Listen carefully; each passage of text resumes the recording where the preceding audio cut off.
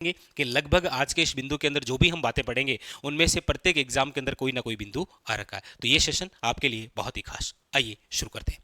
सबसे पहले तो आपके सामने ये रहा राजस्थान का मैप। आप सब जानते हैं ये उत्तर दिशा है, ये दक्षिण दिशा है, ये आपकी पश्चिम दिशा है और ये कौन सी है, पूर्व दिशा। सबसे पहले बात हम करते हैं कि ये जो राजस्थान का मैप है इसके अंदर राजस्थान की जो उत्तर से दक्षिण लंबाई है, उत्तर से दक्षिण क्या लंबाई, और पूर्व से पश्चिम ये रही आपके सामने क्या है, चौड़ाई कितनी है। सबसे पहला आपके सामने क्वेश्चन ये है। आप कहेंगे सर राजस्थान की जो उत्तर से दक्षिण जो लंबाई है वो तो है आपके कितनी, तो आप कहेंगे सर राजस्थान की उत्तर से दक्षिण लंबाई है 826 किलोमीटर। अच्छा, राजस्थान की पश्चिम से पूर्व जो चौड़ाई है वो कितनी है, तो आप कहेंगे सर राजस्थान की पश्चिम से पूर्व जो चौड़ाई है वो है आपके 869 किलोमीटर। और क्वेश्चन आता है कि राजस्थान की लंबाई और चौड़ाई इन दोनों में अंतर कितना है, तो आप कहेंगे राजस्थान की लंबाई और चौड़ाई में जो अंतर है वो है आपके 43 किलोमीटर। बात क्लियर है। राजस्थान की उत्तर से दक्षिण जो लंबाई है वो कितनी है, 826, और पश्चिम से पूर्व जो चौड़ाई है वो कितनी है, 869, और राजस्थान की लंबाई और चौड़ाई में अंतर कितना है, 43 किलोमीटर। यहां से 3 प्रकार के क्वेश्चन। अगली बात, अच्छा राजस्थान के अंदर पूछा जाए आपको कि सबसे उत्तरतम बिंदु कौन सा है, सबसे उत्तरतम बिंदु यानी कि यहां पर, तो आप कहेंगे सर सबसे उत्तरतम जो बिंदु है वो है आपके, याद रखिएगा, कोणा गांव। कौन सा गांव है, वो है कोणा गांव। और कोणा गांव आपके कौन से जिले में, तो आप कहेंगे सर श्री गंगानगर। कहां पर है आपके, श्री गंगानगर में।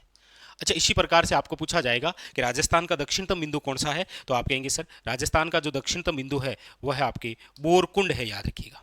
कौन सा है, बोरकुंड, और ये कहां पर है, बांसवाड़ा में। यानी आपको पूछा जाए कि राजस्थान का उत्तर से दक्षिण जो विस्तार है वो कहां से लेकर कहां तक है, तो आप कहेंगे सर कोणा गांव श्री गंगानगर से लेकर बोरकुंड गांव बांसवाड़ा तक जो है वो राजस्थान का उत्तर से दक्षिण क्या है, विस्तार। अच्छा, इसी प्रकार आपको पूछा जाएगा कि राजस्थान का पूर्व से पश्चिम विस्तार जो है वो कहां से लेकर कहां तक है, तो आप कहेंगे सर राजस्थान का जो पूर्वी बिंदु है वो है आपके कौन सा, तो आप कहेंगे सर वो है सिलान गांव। कौन सा है, सिलान गांव, जो कि आपके कहां पर है, धौलपुर में। और पश्चिमी जो बिंदु है राजस्थान का वो आपके कौन सा है, तो आप कहेंगे सर वो है आपके कटरा। और कटरा कहां पर है, तो आप कहेंगे सर जैसलमेर। 4 बिंदु और कंप्लीट हुए। राजस्थान की उत्तर से दक्षिण लंबाई हो गई, पूर्व से पश्चिम चौड़ाई हो गई, राजस्थान की लंबाई और चौड़ाई में अंतर हो गया। अच्छा, राजस्थान का उत्तर बिंदु, दक्षिण बिंदु, पूर्व बिंदु और पश्चिम बिंदु। कई बार क्या होता है, क्वेश्चन इस प्रकार से आ जाता है कि निम्न में से राजस्थान का उत्तर से दक्षिण विस्तार है तो कोणा गांव गंगानगर से लेकर बोरकुंड गांव बांसवाड़ा तक, या क्वेश्चन आ जाता है राजस्थान का पूर्व से पश्चिम विस्तार है तो याद रखिएगा सिलान गांव धौलपुर से लेकर कटरा गांव जैसलमेर। ठीक है, अब यहीं पर हम देख लेते हैं कि राजस्थान का अक्षांश विस्तार कितना है, राजस्थान का अक्षांश विस्तार। तो आप कहेंगे सर राजस्थान का जो अक्षांश विस्तार है वो आपके यहाँ से शुरू है, और राजस्थान का जो अक्षांश विस्तार है वो कितना है, तो आप कहेंगे सर 23 डिग्री 3 मिनट उत्तरी अक्षांश से लेकर 23 डिग्री 3 मिनट, या फिर आप कह सकते हैं 23 डिग्री 03 मिनट उत्तरी अक्षांश से लेकर 30 मिनट 12 30 डिग्री 12 मिनट उत्तरी अक्षांश। ध्यान दीजिएगा वापस कि राजस्थान का जो अक्षांश विस्तार है वो कितना है, तो आप कहेंगे सर राजस्थान का जो अक्षांश विस्तार है वो है 23 डिग्री 3 मिनट, या फिर इसे कह सकते हैं 23 डिग्री 03 मिनट उत्तरी अक्षांश से लेकर 30 डिग्री 12 मिनट उत्तरी अक्षांश। ये राजस्थान का क्या है, आप कहेंगे सर ये जो है ये है आपके राजस्थान का अक्षांश विस्तार। और एक क्वेश्चन और भी तो आता है अक्षांश से कि राजस्थान का अक्षांशीय अंतर कितना है, तो आप कहेंगे सर राजस्थान का जो अक्षांशीय अंतर है वो है 7 डिग्री और 9 मिनट। ये क्या है, तो आप कहेंगे सर ये है राजस्थान का अक्षांशीय अंतर। कंप्लीट। इसी प्रकार से आपके सामने क्वेश्चन आता है कि राजस्थान का देशांतरी विस्तार कितना है, तो आप कहेंगे सर राजस्थान का जो देशांतरी विस्तार है वो है आपके 69 डिग्री 30 मिनट पूर्वी देशांतर से, 69 डिग्री 30 मिनट पूर्वी देशांतर से लेकर याद रखिएगा 78 डिग्री 17 मिनट पूर्वी देशांतर तक। यह आपके राजस्थान का क्या हो गया है, देशांतरी विस्तार। और अगली बात, राजस्थान के इस देशांतरीय अंतर कितना है, यानी कि ये जो है देशांतर 69 डिग्री 30 मिनट पूर्वी देशांतर से लेकर 78 डिग्री 17 मिनट पूर्वी देशांतर, इनमें अंतर कितना है। क्वेश्चन यहां से आएगा देशांतरीय अंतर, तो आप कहेंगे सर राजस्थान का जो देशांतरीय अंतर है वो है आपके 8 डिग्री और 47 मिनट। सारी बातें क्लियर है। सबसे पहले आपने देखा कि राजस्थान की लंबाई चौड़ाई, तो उत्तर से दक्षिण कितना है 826, पूर्व से पश्चिमी कितना है 869। तो राजस्थान की लंबाई चौड़ाई, फिर अंतर हुआ। उसके बाद में हमने देखा कि राजस्थान का उत्तर से दक्षिण विस्तार कोणा गांव से लेकर बोरकुंड, पूर्व से पश्चिमी विस्तार शिलान गांव से लेकर कटरा गांव। उसके बाद में फिर आपने देखा राजस्थान का अक्षांशीय अंतर कितना है, राजस्थान का देशांतरी अंतर कितना है, और इसके अलावा राजस्थान का अक्षांशीय विस्तार 23 डिग्री 03 मिनट या 23 डिग्री 3 मिनट उत्तरी अक्षांश से लेकर 30 डिग्री 12 मिनट उत्तरी अक्षांश। और इसी क्रम में आपने देखा राजस्थान का देशांतरी विस्तार 69 डिग्री 30 मिनट पूर्वी देशांतर से लेकर 78 डिग्री 17 मिनट पूर्वी देशांतर। ठीक है, अब देखो अगली बात यह है कि ये जो आपके सामने राजस्थान है भाई, ये जो आपको मैप दिखाई दे रहा है राजस्थान का, इस राजस्थान की यदि हम कुल स्थलीय सीमा की बात करते हैं, ये राजस्थान है संपूर्ण, और इस संपूर्ण राजस्थान की मैं चर्चा करने वाला हूं किसको लेकर, वो है आपके सामने सीधा वन लाइनर क्वेश्चन आता है कि राजस्थान की जो है वो आपके स्थलीय सीमा कितनी है। क्वेश्चन आ गया राजस्थान की कुल स्थलीय सीमा कितनी है, तो आप कहेंगे सर राजस्थान की जो कुल स्थलीय सीमा है वो है आपके सामने, याद रखिएगा 5920 किलोमीटर। राजस्थान की जो कुल स्थलीय सीमा है वो कितनी है 5920 किलोमीटर। अच्छा, ये जो कुल स्थलीय सीमा है 5920, इनमें से आपको याद रखना है कि ये जो बाउंड्री है, ये जो रेड कर रहा हूं मैं, ये जो बाउंड्री है ये है आपके कौन सी, आप कहेंगे सर रेड क्लिप रेखा, और ये पाकिस्तान के साथ है। पाकिस्तान के साथ है, इसका मतलब हमारे राजस्थान की ऐसी बाउंड्री जो किसी देश के साथ लगती है उसे आप क्या कहते हैं, तो आप कहेंगे सर उसे आप कहते हैं अंतर्राष्ट्रीय सीमा। यानी स्थलीय सीमा में से एक भाग तो किसका है, अंतर्राष्ट्रीय सीमा का, और ये जो अंतर्राष्ट्रीय सीमा का भाग है किसके साथ, पाकिस्तान के साथ कितना है, तो आप कहेंगे 1070 किलोमीटर। अच्छा, जो बाकी बचा है ये 1070 तो हो गया किसके साथ, पाकिस्तान के साथ अंतर्राष्ट्रीय सीमा, और बाकी जो सीमा बची है वो है किसी ना किसी राज्य के साथ, और राज्य के साथ जो सीमा लगती है उसे आप बोलते हैं अंतर्राज्यीय सीमा, और अंतर्राज्यीय जो सीमा है वो है 4850 किलोमीटर। 3 बिंदु है, एक तो ये बिंदु था कि राजस्थान की स्थलीय सीमा कितनी है टोटल, तो आपने कहा राजस्थान की टोटल स्थलीय सीमा है 5920 किलोमीटर, इनमें से अंतर्राष्ट्रीय सीमा कितनी है, तो 1070, ये रही यहां से लेकर यहां तक। अच्छा, पूछ लिया जाए कि राजस्थान की जो पाकिस्तान के साथ अंतर्राष्ट्रीय सीमा है वो कितनी है, 1070। अच्छा, कहां से लेकर कहां तक है, तो याद रखिएगा ये जो रेड क्लिप रेखा है जो कि राजस्थान और आपके पाकिस्तान के मध्य, इसका जो विस्तार है वो आपके याद रखिएगा कहां से कहां तक है, तो याद रखिएगा हिंदूमल कोट श्री गंगानगर से लेकर याद रखिएगा बांकाशर जो कि आपके शाहगढ़ बाड़मेर में है, यहां तक ये जो बाउंड्री है ये आपके पाकिस्तान के साथ है, और ये पाकिस्तान के साथ टोटल कितनी है 1070। अच्छा, वर्तमान के एग्जाम के अंदर हम देखते हैं तो देखिए कौन कौन से जिले हैं राजस्थान के जो पाकिस्तान के साथ हैं, एक तो है आपके श्री गंगानगर, उसके बाद में है फिर बीकानेर, उसके बाद में फिर आप पढ़ते हैं जैसलमेर, उसके बाद में फिर आप पढ़ते हैं बाड़मेर। लेकिन वर्तमान के संदर्भ में ये तो 33 के अकॉर्डिंग 4 है, 41 के अकॉर्डिंग हम बात करेंगे तो श्री गंगानगर है, बीकानेर है, अब यहां से एक जिला और आ गया कौन सा, फलोदी, उसके बाद में जैसलमेर है, और फिर उसके बाद में कौन सा है, बाड़मेर। तो ये जो जिले हैं राजस्थान के, ये किसके साथ सीमा साझा करते हैं, पाकिस्तान के साथ, और राजस्थान पाकिस्तान के साथ टोटल कितनी सीमा बनाता है 1070। बात क्लियर। आप कहेंगे सर बाकी वाली जो अंतर्राज्यीय सीमा बची, देखिए बाकी वाली जो अंतर्राज्यीय सीमा है वो आपके राजस्थान देखिए उत्तर भाग से तो लगाता है किसके साथ, तो याद रखिएगा उत्तर भाग से तो लगाता है आपके पंजाब के साथ, ये सीमा किसके साथ, पंजाब के साथ।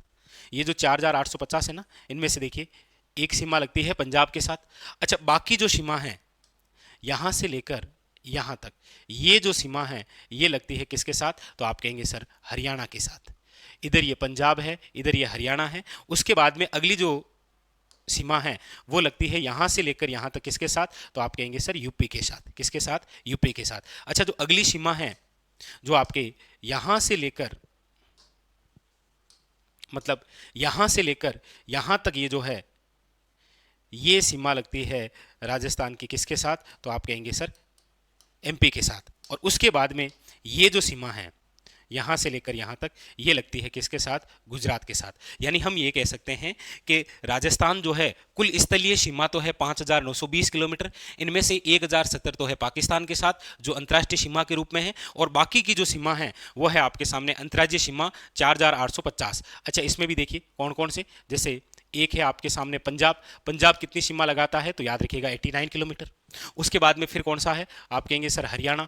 अच्छा, हरियाणा जो सीमा लगाता है, पंजाब आपकी सीमा कहां से लगाता है? उत्तर दिशा से। उसके बाद में है हरियाणा। हरियाणा जो है वो लगाता है आपके 1262 किलोमीटर उत्तर पूर्व से। अच्छा, उसके बाद में फिर आ जाएगा आपके कौन सा? यूपी। यूपी राजस्थान के पूर्वी भाग से सीमा लगाता है 877 किलोमीटर। उसके बाद में फिर कौन सा है? एमपी। और एमपी हमारे राजस्थान के साथ सीमा लगाता है 1600 किलोमीटर। और उसके बाद में फिर कौन सा बचा? गुजरात। और गुजरात हमारे साथ सीमा लगाता है 1022। यानी टोटल जो राजस्थान की अंतर्राज्यीय सीमा है वो कितनी है? 4,850 किलोमीटर। बात क्लियर हुई? सबसे पहले हमने उत्तर से दक्षिण लंबाई देखी 826, फिर पूर्व से पश्चिम चौड़ाई देखी 869, दोनों में अंतर देखा। फिर राजस्थान का उत्तरी बिंदु, दक्षिणी बिंदु, पूर्वी बिंदु और पश्चिम बिंदु देखा। राजस्थान का उत्तर से दक्षिण विस्तार देखा, कोणा से बोरकुंड। पूर्व से पश्चिम विस्तार देखा आपके सिलान से लेकर कहां तक? कटरा तक। फिर हमने राजस्थान का अक्षांशीय विस्तार देखा, फिर देशांतरी विस्तार देखा, अक्षांशीय अंतर देखा, देशांतरी अंतर देखा। फिर राजस्थान की कुल स्थलीय सीमा देखी 5,920, इनमें से पाकिस्तान के साथ 1,070, बाकी जो है वो पंजाब, हरियाणा, यूपी, एमपी और गुजरात के साथ। ठीक है, एक बिंदु यहां पर हम और देखते हैं, और वो यहां पर ये रहा। कौन सा? आप कहेंगे सर वो यहां पर बिंदु इस प्रकार से ये रहा। वो भी एग्जाम के अंदर काफी बार क्वेश्चन आया है, और वो आपके सामने ये रहा। देखिए कौन सा? यहां आप सभी जानते हैं कि यहां से एक रेखा गुजरती है। यहां से क्या गुजरती है? एक रेखा गुजरती है, ये रही। और आप सब जानते हैं कि हमारे राजस्थान के अंदर, हमारे राजस्थान में ये जो रेखा है, ये यहां से जो गुजर रही है, इसका नाम क्या है? तो आप कहेंगे सर ये है कर्क रेखा। कर्क रेखा कह सकते हैं। कर्क रेखा का ही दूसरा नाम क्या है? तो आप कहेंगे सर 23 डिग्री 30 मिनट उत्तरी अक्षांश। ये कर्क रेखा का क्या है? दूसरा नाम। और कर्क रेखा हमारे राजस्थान के कौन से भाग से गुजरती है? तो आप कहेंगे सर दक्षिणी राजस्थान। अच्छा, दक्षिणी राजस्थान के अंदर कितने जिलों से? तो आप कहेंगे सर 2 जिलों से। 2 जिले कौन कौन से हैं? तो आप कहेंगे सर बांसवाड़ा, और एक कौन सा जिला है? तो आप कहेंगे सर डूंगरपुर। और इसी कर्क रेखा को 2 बार पार करने वाली जो नदी है उसका नाम क्या है? तो याद रखिएगा माही नदी। अक्सर पूछा जाता है कर्क रेखा को 2 बार पार करने वाली नदी कौन सी है? याद रखिएगा माही नदी। क्लियर बात हुई? तो ये एक राजस्थान का जो परिचय होता है उसकी एक रिवीजन क्लास, ताकि आपकी जो तैयारी है वो बेहतरीन हो सके, क्योंकि इस समय आपको आवश्यकता है कुछ इसी प्रकार के सेशनों की, ताकि आपका रिवीजन हो सके। और कोई सा भी पेपर आप उठाएंगे तो आपको लगभग प्रत्येक पेपर के अंदर यहाँ से रिलेटेड क्वेश्चन मिलेगा, चाहे उत्तर से दक्षिण लंबाई हो, चाहे उत्तर दक्षिण पूर्व पश्चिमी विस्तार हो, स्थान बिंदु हो, या फिर अक्षांशीय हो, देशांतरीय हो, स्थलीय सीमा हो, अंतर्राष्ट्रीय सीमा हो, अंतर्राज्यीय सीमा हो, और कर्क रेखा। ठीक है, स्टार लगा लीजिएगा, आपके एग्जाम में यहाँ से रिलेटेड एक क्वेश्चन जरूर आएगा। वो रहने वाला है आपके राजस्थान में प्रमुख जो पठार हैं उससे संबंधित, क्योंकि लगभग आप एग्जाम देखेंगे तो राजस्थान के अंदर जो पठार हैं उनसे रिलेटेड आपको जियोग्राफी के अंदर क्वेश्चन देखने को मिलते हैं। कौन कौन से वो प्रमुख पठार हैं जो पुराने एग्जामों के अंदर आ रखे हैं, उन्हीं के बारे में हम चर्चा करते हैं। लीजिए शुरू करते हैं। सबसे पहले हम चर्चा करेंगे हमारे राजस्थान का सबसे जो ऊंचा पठार है उसके बारे में। और आप सब जानते हैं कि हमारे राजस्थान का सबसे ऊंचा जो पठार है वो कौन सा है? तो आप कहेंगे सर हमारे राजस्थान के अंदर यदि हम सबसे ऊंचे पठार की बात करेंगे तो आप लिखेंगे इसमें नंबर 1 लिखिएगा, और वो है आपके सामने उड़िया पठार। उड़िया पठार जो है वो हमारे राजस्थान के जिस जिले में है वो है आपके सिरोही जिले में, और इसकी जो ऊंचाई है वो है आपके 1360 मीटर। और याद रखिएगा राज्य का सर्वोच्च पठार है ये, यानी कि राज्य का सबसे ऊंचा पठार आपसे पूछा जाए तो याद रखिएगा उड़िया पठार। राज्य का सबसे ऊंचा पठार कौन सा है? याद रखिएगा उड़िया का पठार। आप कहेंगे सर ये बात ठीक हो गई कि राज्य का सबसे ऊंचा पठार हो गया उड़िया का पठार, जो कि आपके सिरोही जिले में है, और ऊंचाई है उसकी याद रखिएगा 1360 मीटर। ये बात क्लियर हुई यहां से। अब आपके सामने अगला और बिंदु देखिए, यहीं पर इसी जिले के अंदर एक पठार और है, इसी जिले के अंदर आपके एक पठार और है, और वो जो पठार है उसका नाम है, याद रखिएगा, आबू का पठार। कौन सा है? आबू का पठार। और ये जो आबू का पठार है ये भी आपके कौन से जिले के अंदर है? सिरोही के अंदर। और याद रखिएगा ये जो आबू का पठार है ये आपके राज्य का तीसरा सबसे ऊंचा पठार है। राज्य का तीसरा सबसे ऊंचा पठार। राज्य का तीसरा सबसे ऊंचा पठार यदि आपसे पूछा जाए तो वो है आबू का पठार। और आबू के पठार की यदि हम ऊंचाई की बात करेंगे तो वो है आपके, याद रखिएगा, 1200 मीटर। आप कहेंगे सर राज्य का सबसे ऊंचा पठार तो ठीक है उड़िया का पठार, आप कह रहे हैं राज्य का तीसरा सबसे ऊंचा पठार कौन सा है? आबू का पठार। तो राज्य का दूसरा सबसे ऊंचा पठार कौन सा है? तो देखिए राज्य का दूसरा सबसे जो ऊंचा पठार है वो है आपके यहां पर, वो है आपके यहां पर, और उसका नाम है आपके, वेरी वेरी इंपॉर्टेंट, याद रखिएगा, ये रहा नंबर 3, और वो है आपके भोराट का पठार। कौन सा है? भोराट का पठार। भोराट के पठार से रिलेटेड 3 बड़े महत्वपूर्ण क्वेश्चन। सबसे पहले कि ये जो भोराट का पठार है ये कहाँ है? तो आप कहेंगे सर भोराट का जो पठार है इसका जो विस्तार है वो है आपके गोगुंदा से कुंभलगढ़। गोगुंदा से कुंभलगढ़ तक विस्तृत जो पठार है वो कौन सा है? भोराट का पठार। इसमें आपको याद रखना है गोगुंदा कहाँ पर है? तो आप कहेंगे सर उदयपुर। और कुंभलगढ़ कहाँ पर है? तो आप कहेंगे सर राजसमंद। ये दूसरा क्वेश्चन कौन से जिलों में है? और अगला होता है कि ये जो भोराट का पठार है इसकी जो ऊंचाई है वो कितनी है? तो आप कहेंगे सर इसकी ऊंचाई है 1225 मीटर। और याद रखिएगा ये आपके राज्य का दूसरा सबसे ऊंचा पठार है, राज्य का दूसरा सर्वोच्च पठार।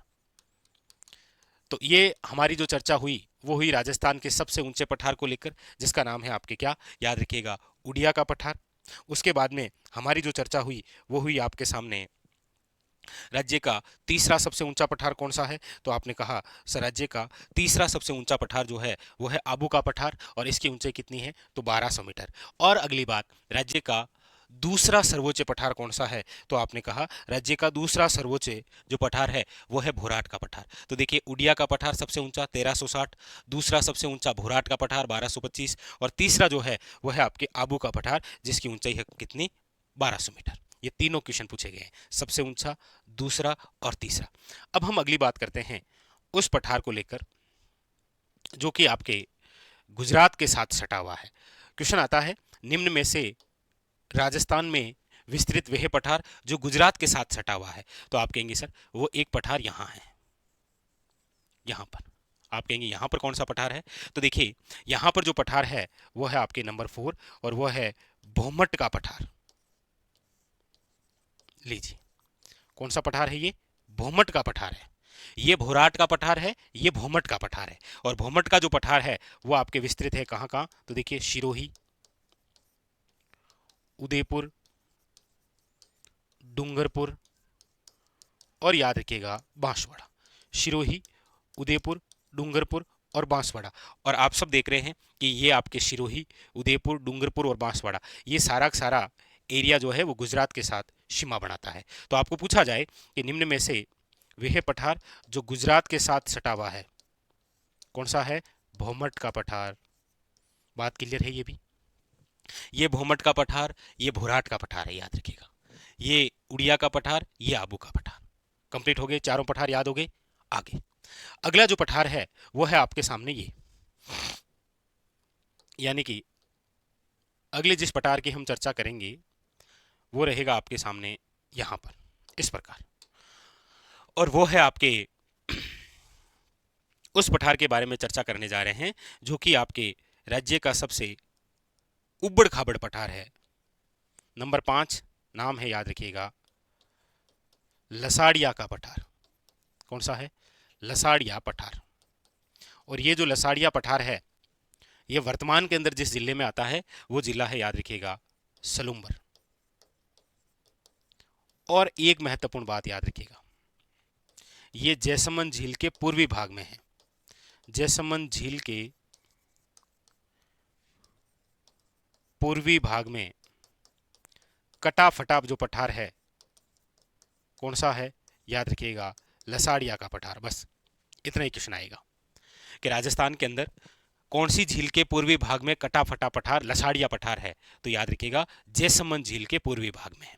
एक क्वेश्चन भी है आपके लिए, ये तो लसाड़िया का पठार है, एक आप कमेंट करके बताइएगा कि हमारे राजस्थान में लसाड़िया बांध किस जिले में है। ये तो लसाड़िया पठार है, आपके लिए क्वेश्चन रहेगा लसाड़िया का बांध जो है वो राजस्थान के कौन से जिले में विस्तृत है, यह आप बताइएगा। तो ये हो गया कौन सा, लसाड़िया का पठार। ठीक है, अगली बात जो है वो हम करते हैं यहां से, चित्तौड़गढ़। देखिए चित्तौड़गढ़ जो जिला है, इस चित्तौड़गढ़ जिले के अंदर आप प्रोपरी दो पठार पढ़ेंगे। कौन कौन से, एक तो आप पढ़ते हैं मैसा का पठार। कौन सा पठार है, मैसा का पठार। और आप सब जानते हैं कि इसी मैसा के पठार पर एक दुर्ग बना हुआ है जिसका नाम है चित्तौड़गढ़ दुर्ग। एक बार नहीं कई बार ये क्वेश्चन आया है। चित्तौड़ जो दुर्ग है वो जिस पठार पर बना हुआ है वो है आपके कौन सा, मैसा का पठार। इसी चित्तौड़गढ़ के अंदर एक पठार और है जिसका नाम है मानदेसरा का पठार। मानदेसरा का जो पठार है वो भी आपके कौन से जिले में बना हुआ है, याद रखिएगा चित्तौड़गढ़ में। तो मैसा का पठार और मानदेसरा का पठार। क्लियर। आगे हम चर्चा करते हैं, वो चर्चा करते हैं आपके अलवर की, क्योंकि अलवर जो जिला है, इस अलवर जिले के अंदर भी प्रमुख रूप से आप दो पठार पढ़ते हैं। कौन कौन से अलवर के अंदर दो पठार हैं, आप कहेंगे सर एक तो आप पढ़ते हैं कांकनवाड़ी का पठार,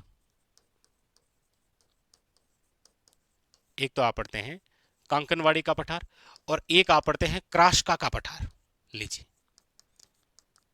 एक कांकनवाड़ी का पठार है और एक आपके कौन सा है, क्राशका का पठार है। ये दोनों जिस जिले में है वो जिला कौन सा है, अलवर। तो अलवर जिले का हुआ कांकनवाड़ी का पठार और क्राशका का पठार। चित्तौड़गढ़ में हो गया मैसा का पठार और मानदेसरा का पठार। अब हम जिस पठार की चर्चा करने वाले हैं बहुत ही खास, बहुत ही इंपॉर्टेंट, और वो जो पठार है वो है आपके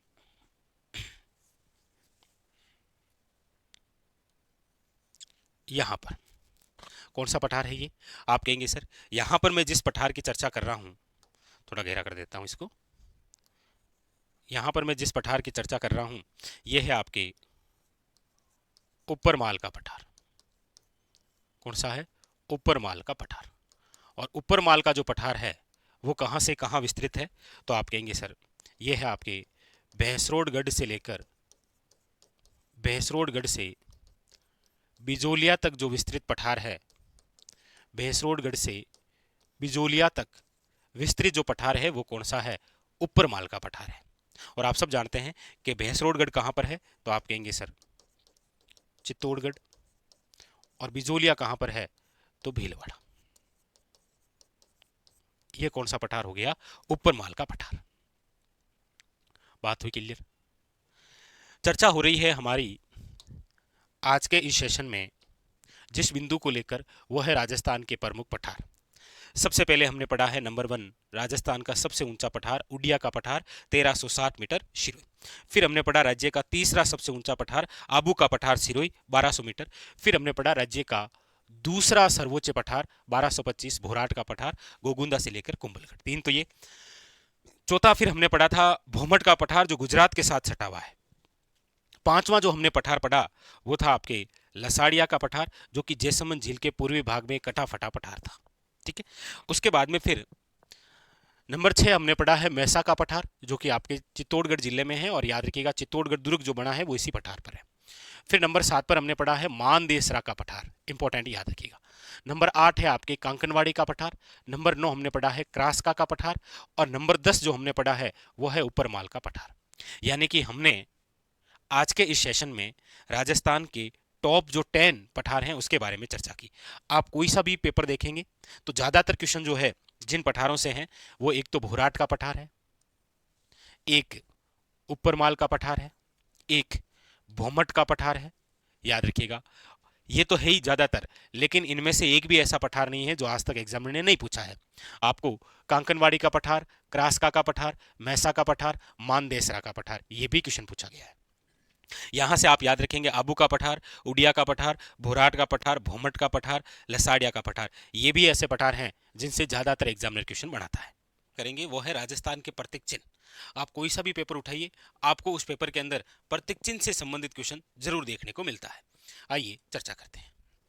देखिए, राजस्थान के प्रतीक चिन्हों में सबसे पहले हम जिस प्रतीक की बात कर रहे हैं वो है आपके सामने नंबर 1, और वो है आपके राज्य वृक्ष। पूछा जाए राजस्थान का राज्य वृक्ष कौन सा है, तो आप कहेंगे सर राजस्थान का जो राज्य वृक्ष है वो है आपके क्या, तो आप कहेंगे सर खेजड़ी। अच्छा, खेजड़ी जो है ये हमारे राजस्थान का राज्य वृक्ष है। इसे दर्जा कब दिया गया, तो आप कहेंगे सर वो है 31 अक्टूबर 1983। याद रखिएगा 31 अक्टूबर 1983 जो है वो दर्जा प्राप्त है किसे, खेजड़ी को। किसका, राज्य वृक्ष का। ये जो खेजड़ी है इसका जो वैज्ञानिक नाम है वो क्या है, तो आप कहेंगे सर इस खेजड़ी का जो वैज्ञानिक नाम है वो है आपके प्रोसोपिस सिनेरेरिया। याद रखिएगा, इंपॉर्टेंट, क्या नाम है, प्रोसोपिस सिनेरेरिया। आप कहेंगे सर ये जो खेजड़ी है इसे आप स्थानीय भाषा के अंदर क्या कहते हैं, तो आप कहेंगे सर स्थानीय भाषा के अंदर आप इसे सामल कहते हैं। क्या कहते हैं, याद रखिएगा, सामल। जबकि इसी खेजड़ी वृक्ष को विष्णुई समाज के जो लोग हैं वो जिस नाम से इसकी पूजा करते हैं वो है आपके, याद रखिएगा, सम्मी वृक्ष। किस नाम से, सम्मी वृक्ष। अच्छा, ये जो खेजड़ी है इसे याद रखिएगा आप राजस्थान का गौरव कहते हैं। क्या कहते हैं इसे आप, राजस्थान का गौरव। अच्छा, ये दीर्घायु वनस्पति है, इसीलिए आप पढ़ते हैं कि ये जो खेजड़ी है इस खेजड़ी को कहा जाता है राजस्थान का कल्प वृक्ष। क्या कहा जाता है, याद रखिएगा, राजस्थान का कल्प वृक्ष। अच्छा, इसे आप राजस्थान का कल्प वृक्ष कह सकते हैं, आप इसे थार का कल्प वृक्ष कह सकते हैं, आप इसे रेगिस्तान का कल्प वृक्ष कह सकते हैं। जो भी आपसे पूछे, जैसे भी पूछे कि राजस्थान का कल्प वृक्ष किसे कहते हैं, तो याद रखिएगा खेजड़ी। रेगिस्तान का कल्प वृक्ष पूछे तो याद रखिएगा खेजड़ी। थार का कल्प वृक्ष पूछे तो भी आप याद रखेंगे कौन सा है, वो आप कहेंगे सर खेजड़ी। क्लियर। यहाँ पर ये खेजड़ी जो है ये आपके राज्य वृक्ष दर्जा कब मिला है, 1983, जरूर याद रखिएगा। इसका जो साइंटिफिक नेम है वो क्या है, तो याद रखिएगा प्रोसोपिस सिनेरेरिया। इसके अलावा स्थानीय नाम क्या है, विष्णुई संप्रदाय के जो लोग हैं, विष्णुई संप्रदाय के लोग, वो इसे आप क्या कहते हैं, समी वृक्ष। इसके अलावा राजस्थान का कल्प वृक्ष है, थार का कल्प वृक्ष है, और रेगिस्तान का क्या है, ये कल्प वृक्ष। अच्छा, इसके अलावा याद रखिएगा कि ये जो खेजड़ी है इसे आप शेखावटी के अंदर जिस नाम से जानते हैं वो है आपके, याद रखिएगा, झांटी। किस नाम से जानते हैं, जांटी। अच्छा, ये जो खेजड़ी वृक्ष है इस खेजड़ी वृक्ष के नीचे जो हैं वो कौन से लोक देवता के थान होते हैं, इसीलिए आप एक कहावत सुनते हैं कि गांव गांव खेजड़ी और गांव गांव घोगो, यानी घोगा जी के थान। आप कहेंगे सर इस खेजड़ी की जो पूजा है वो आपके किस अवसर पर होती है, तो याद रखिएगा दशहरे के अवसर पर। दशहरा, या जिसे आप पढ़ते हैं विजयादशमी के नाम से, इस अवसर पर याद रखिएगा खेजड़ी वृक्ष की क्या होती है, वेरी वेरी इंपॉर्टेंट, याद रखिएगा, पूजा। ठीक है, दशहरा या फिर क्या आ जाएगा, विजयदशमी। अच्छा, वर्तमान के अंदर चर्चा में क्यों है, क्योंकि ये जो खेजड़ी है इसकी जो हरी फली होती है उसे आप कहते हैं सांगरी। क्या कहते हैं, सांगरी। और इसी सांगरी को अभी हाल ही के अंदर क्या मिला है, आप कहेंगे सर जीआई टैग, भौगोलिक संकेतक मिला है। याद रखिएगा, वेरी वेरी इंपॉर्टेंट, सांगरी वाली विशेष बात आप जरूर याद रखेंगे। ठीक है, ये जो खेजड़ी है, खेजड़ी के जो पुष्प होते हैं, जो फूल होते हैं, उसे आप क्या कहते हैं, याद रखिएगा, मिंजर। एक कमेंट करके बताइएगा कि मिंजर जो है ये किसकी रचना है।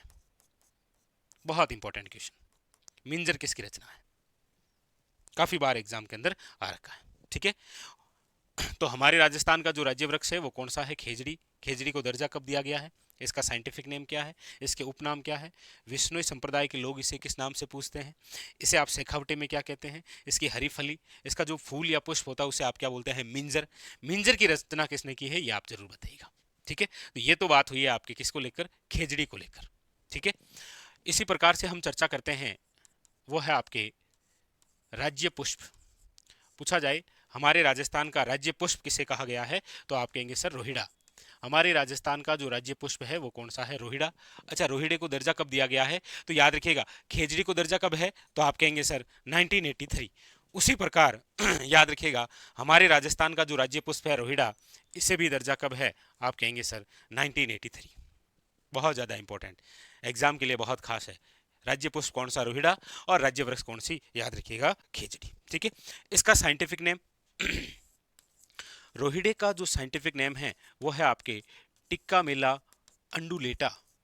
टिक्का मेला अंडुलेटा, ये क्या है इसका साइंटिफिक नेम। अच्छा, इस रोहिड़े को आप क्या कहते हैं? तो याद रखिएगा इसे कहा गया है रेगिस्तान का सागवान। क्या कहते हैं? याद रखिएगा रेगिस्तान का सागवान कहते हैं। आप इसे मारवाड़ में टिक कहते हैं। क्या कहते हैं? तो याद रखिएगा मारवाड़ का टिक आप कहते हैं। रोहिड़ा जो है, रोहिड़ा जो पुष्प है इसका रंग कैसा होता है? तो याद रखिएगा हिरमिच रंग। बहुत यूनिक सा क्वेश्चन है। निम्न में से राज्य का जो राज्य पुष्प आप पढ़ते हैं रोहिड़ा, उस रोहिड़े का जो रंग है वो कैसा होता है? तो याद रखिएगा हिरमिच रंग का होता है। तो ये राज्य वृक्ष हो गया और ये आपके क्या हो गया है? याद रखिएगा राज्य पुष्प। ठीक है, अगली बात करते हैं, वो नंबर 3 पर है आपके राज्य पक्षी। राज्य पक्षी की हम बात करते हैं तो आप सब जानते हैं कि हमारे राजस्थान का जो राज्य पक्षी है वो कौन सा है? तो आप कहेंगे सर घोड़ावण। राजस्थान का राज्य पक्षी कौन है? तो याद रखिएगा घोड़ावण। अच्छा, घोड़ावण को दर्जा कब दिया गया है? तो आप याद रखिएगा वो दिया गया है 21 मई 1981। देखिए ये दोनों तो है आपके 83 में, खेजड़ी और रोहिड़ा, लेकिन ये याद रखिएगा ये कब है? आपके 1981 के अंदर है घोड़ावण। ये जो घोड़ावण है इसका जो साइंटिफिक नेम है वो क्या है? तो याद रखिएगा वो है आपके कारियोटिस नाइग्रिसेप्स। नाइग्रिसेप्स, ये आपके इसका क्या है? याद रखिएगा वेरी वेरी इंपॉर्टेंट वैज्ञानिक नाम। आप अंग्रेजी के अंदर आप इसे पढ़ते हैं great Indian rested. Great Indian rested, ये आप जैसा बिल्कुल शर्मिला है, इसे आप शर्मिला पक्षी कहते हैं। इसे आप याद रखिएगा हुकना के नाम से भी जानते हैं। याद रखिएगा इसे आप और क्या कहते हैं? हुकना। इसे आप सोहन चिड़िया के नाम से जानते हैं। किस नाम से जानते हैं? याद रखिएगा सोहन चिड़िया के नाम से भी आप इसे जानते हैं। Very very important. अच्छा, एक बार क्वेश्चन पूछा गया था वन रक्षक या वनपाल के एग्जाम में कि ये जो राज्य पक्षी है घोड़ावण, ये अपने अंडे जो है ये कहाँ देता है? तो उसका तो राइट आंसर था ये अंडे देता है जमीन पर, क्योंकि जमीन पर एक घास उगती है जिसका नाम है शेवण घास। घोड़ावण जो पक्षी है इसकी जो प्रजनन स्थली आपको पूछा जाए कौन सी घास है, तो याद रखिएगा शेवण घास है। कौन सी है? शेवण घास। और एक बिंदु और, घोड़ावण का जो प्रिय भोज है, प्रिय भोज वो कौन सा है? तो याद रखिएगा वो है आपके तारामीरा। वो कौन सा है? तारामीरा। कमेंट करके बताइएगा तारामीरा जो है वो किस प्रकार की फसल है। यह आपके लिए क्वेश्चन रहेगा कि तारामीरा जो है वो निम्न में से किस प्रकार की एक फसल है। तो ये आपके राज्य पक्षी से रिलेटेड जो जो बातें होती है वो हो गई है आपकी क्या? कंप्लीट। ठीक है, इसी प्रकार अब हम चर्चा करते हैं आपके राज्य पशु। अच्छा, राज्य पशु के अंदर दो विशेष बात। एक तो आपको पूछा जाए कि वन्य जीव श्रेणी के आधार पर, वन्य जीव श्रेणी के आधार पर, और एक आपको पूछा जाए पशुधन श्रेणी के आधार पर, पशुधन श्रेणी के आधार पर। क्योंकि हमारे राजस्थान में राज्य पशु आप दो पढ़ते हैं, एक तो वन्य जीव श्रेणी के आधार पर, आप कहेंगे सर कौन सा है? तो याद रखिएगा वन्य जीव श्रेणी के आधार पर तो है चिंकारा, लेकिन पशुधन श्रेणी के आधार पर आपको पूछा जाए तो याद रखिएगा ऊंट। अच्छा, चिंकारा को ये राज्य पशु का दर्जा कब दिया गया? याद रखिएगा 1981। अच्छा, ऊंट को कब प्राप्त है? याद रखिएगा 2014। ये जो चिंकारा है, इस चिंकारा का साइंटिफिक नेम क्या है? तो याद रखिएगा गजेला गजेला। क्या नाम है? याद रखिएगा गजेला गजेला। जबकि ऊंट जो है इसका साइंटिफिक नेम क्या है? तो आप कहेंगे सर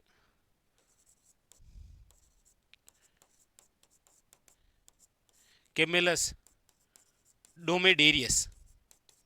याद रखिएगा पूछा गया है किसी एग्जाम में, कैमेलस डोमेडेरियस। ये ऊंट का क्या है आपके? याद रखिएगा वैज्ञानिक नाम। इसके अलावा ऊंट जो है इसे याद रखिएगा रेगिस्तान का जहाज कहते हैं आप।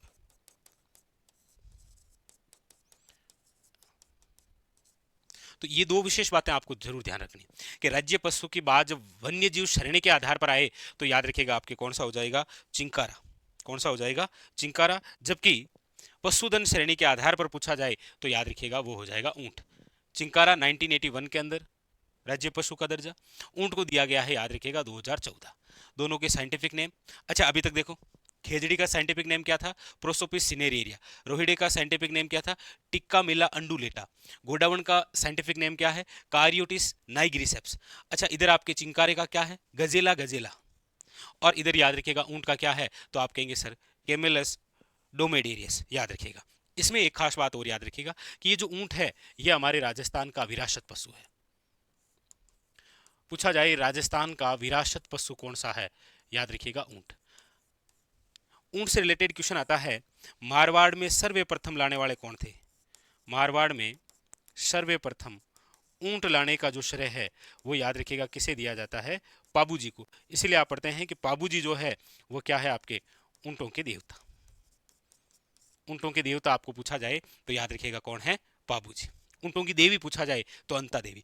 इसके अलावा देखिए ऊंट के गले का जो आभूषण है उसे तो आप कहते हैं गोरबंद, पूछा गया क्वेश्चन है।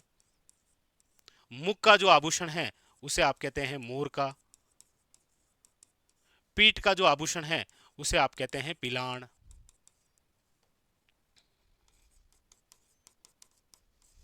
उसे आप क्या कहते हैं? याद रखिएगा पिलाण। तो ऊंट राजस्थान का विरासत पशु है, गले का आभूषण, मुख का आभूषण और पीठ। अच्छा ऊंट के अंदर एक रोग पढ़ते हैं आप, सर्रा या तिबरसा। काफी बार क्वेश्चन आया है, सर्रा या फिर आप इसे क्या पढ़ते हैं? तिबरसा। तो ये तो आपके राजस्थान के जो राज्य प्रतीक चिन्ह हैं, जिसमें आपने राज्य वृक्ष पढ़ा, राज्य पुष्प पढ़ा, आपके राज्य पक्षी पढ़ा और राज्य पशु। इसके अलावा हम बात करते हैं तो देखिए प्रतीक चिन्ह में आता है एक तो राज्य गीत कौन सा है? तो आप कहेंगे सर हमारे राजस्थान का जो राज्य गीत है वो है केसरिया बालम।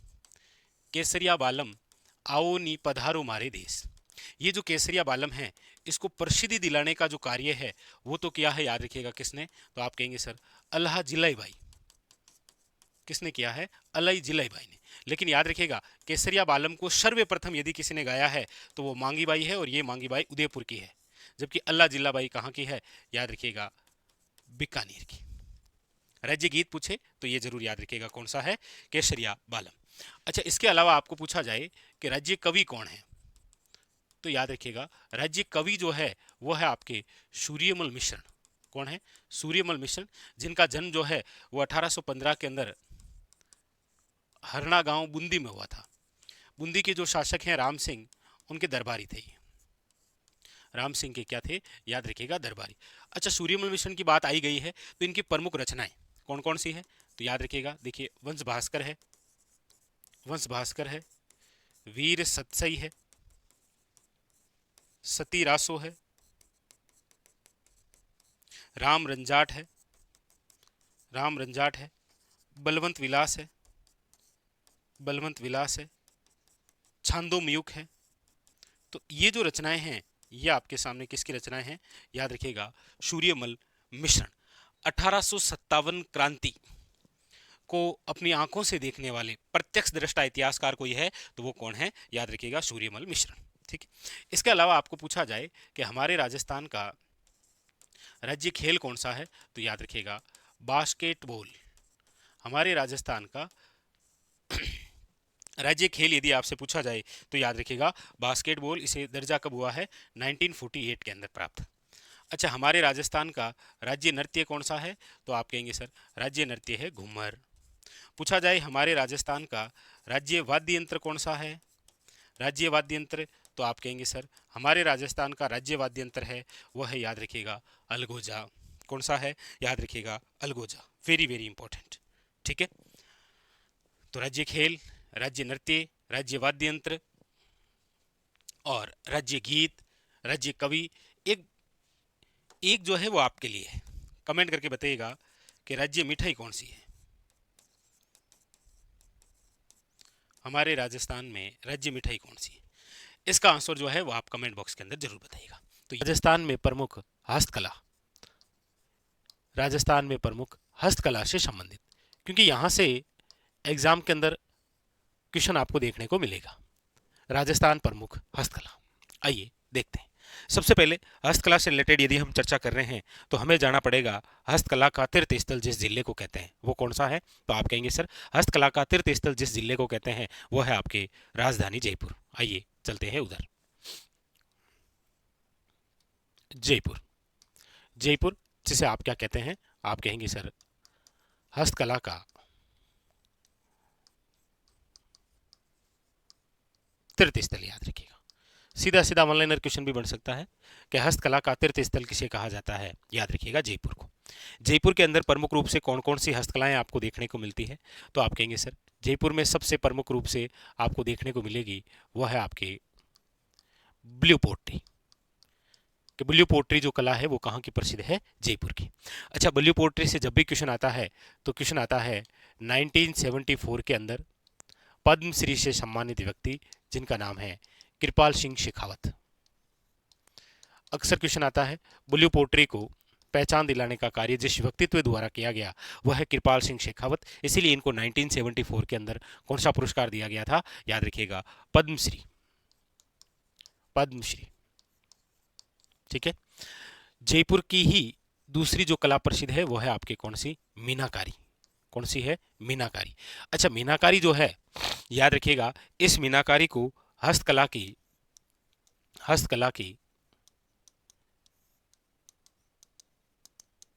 आत्मा कहते हैं। याद रखिएगा, क्योंकि मीनाकारी से क्या तात्पर्य है, आप कहेंगे सर मीनाकारी से तात्पर्य है आभूषणों में रंग भरने की कला। क्या कहलाती है, मीनाकारी। इसे हस्तकला की क्या कहते हैं, आत्मा कहते हैं। प्रसिद्ध कलाकार जिनको पद्मश्री से सम्मानित किया गया है, नाम याद रखिएगा कुदरत सिंह। इसके अलावा जयपुर की कला जो है उसमें आपको नजर आती है एक तो याद रखिएगा कुंदन कला। कौन सी कला है, कुंदन कला। याद रखिएगा आभूषणों में पत्थर जड़ने की कला कौन सी है, कुंदन कला।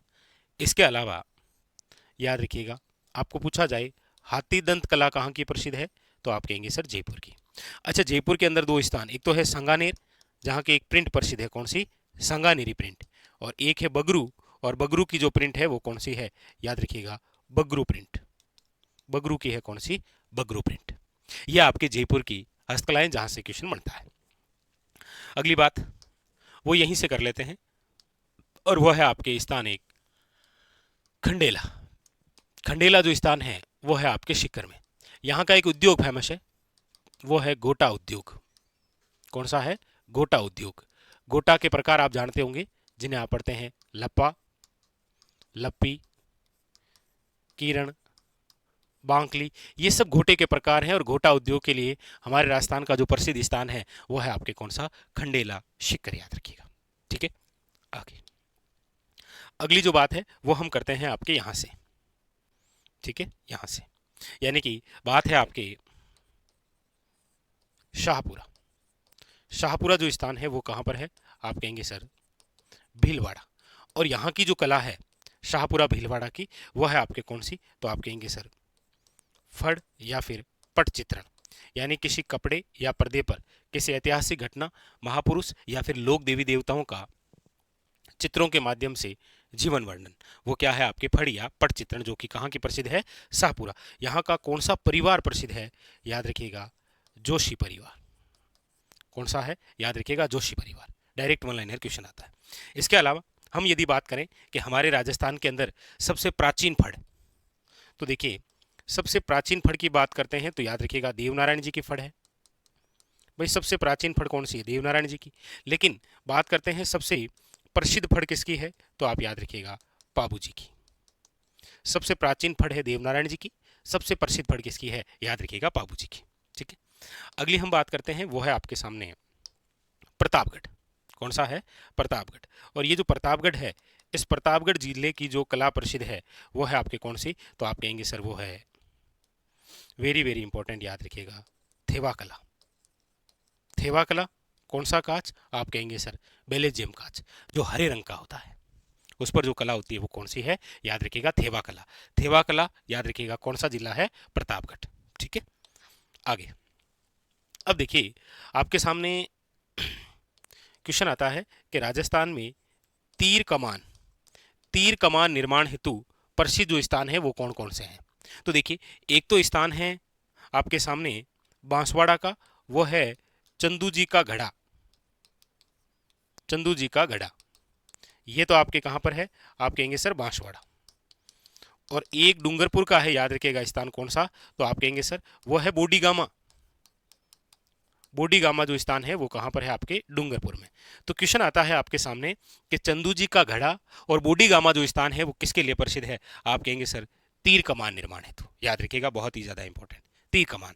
जिस प्रकार आपसे क्वेश्चन आता है कि राजस्थान में तलवारों के लिए प्रसिद्ध जिला कौन सा है, राजस्थान में तलवारों के लिए प्रसिद्ध जिला कौन सा है, तो आप कहेंगे सर तलवारों के लिए जो प्रसिद्ध जिला है वो है आपके सिरोही। लेकिन तीर कमान के लिए याद रखिएगा चंदू जी का गढ़ा आपके कहां पर, बांसवाड़ा, और बोडीगामा कहां पर है, याद रखिएगा डूंगरपुर। ये दोनों स्थान तीर कमान के लिए प्रसिद्ध है, जबकि तलवारों के लिए जो जिला प्रसिद्ध है वो है आपके कौन सा, सिरोही। ठीक है, चलिए आगे अगली बात करते हैं, वो करते हैं आपके यहां से, यानी कि यहां पर आपके एक गांव है, कौन सा, वो है मोलेला गांव। मोलेला गांव आपने सुना होगा, जो कि आपके कहां पर आता है, आप कहेंगे सर नाथद्वारा तहसील है, और जिला पूछे तो राजसमंद है।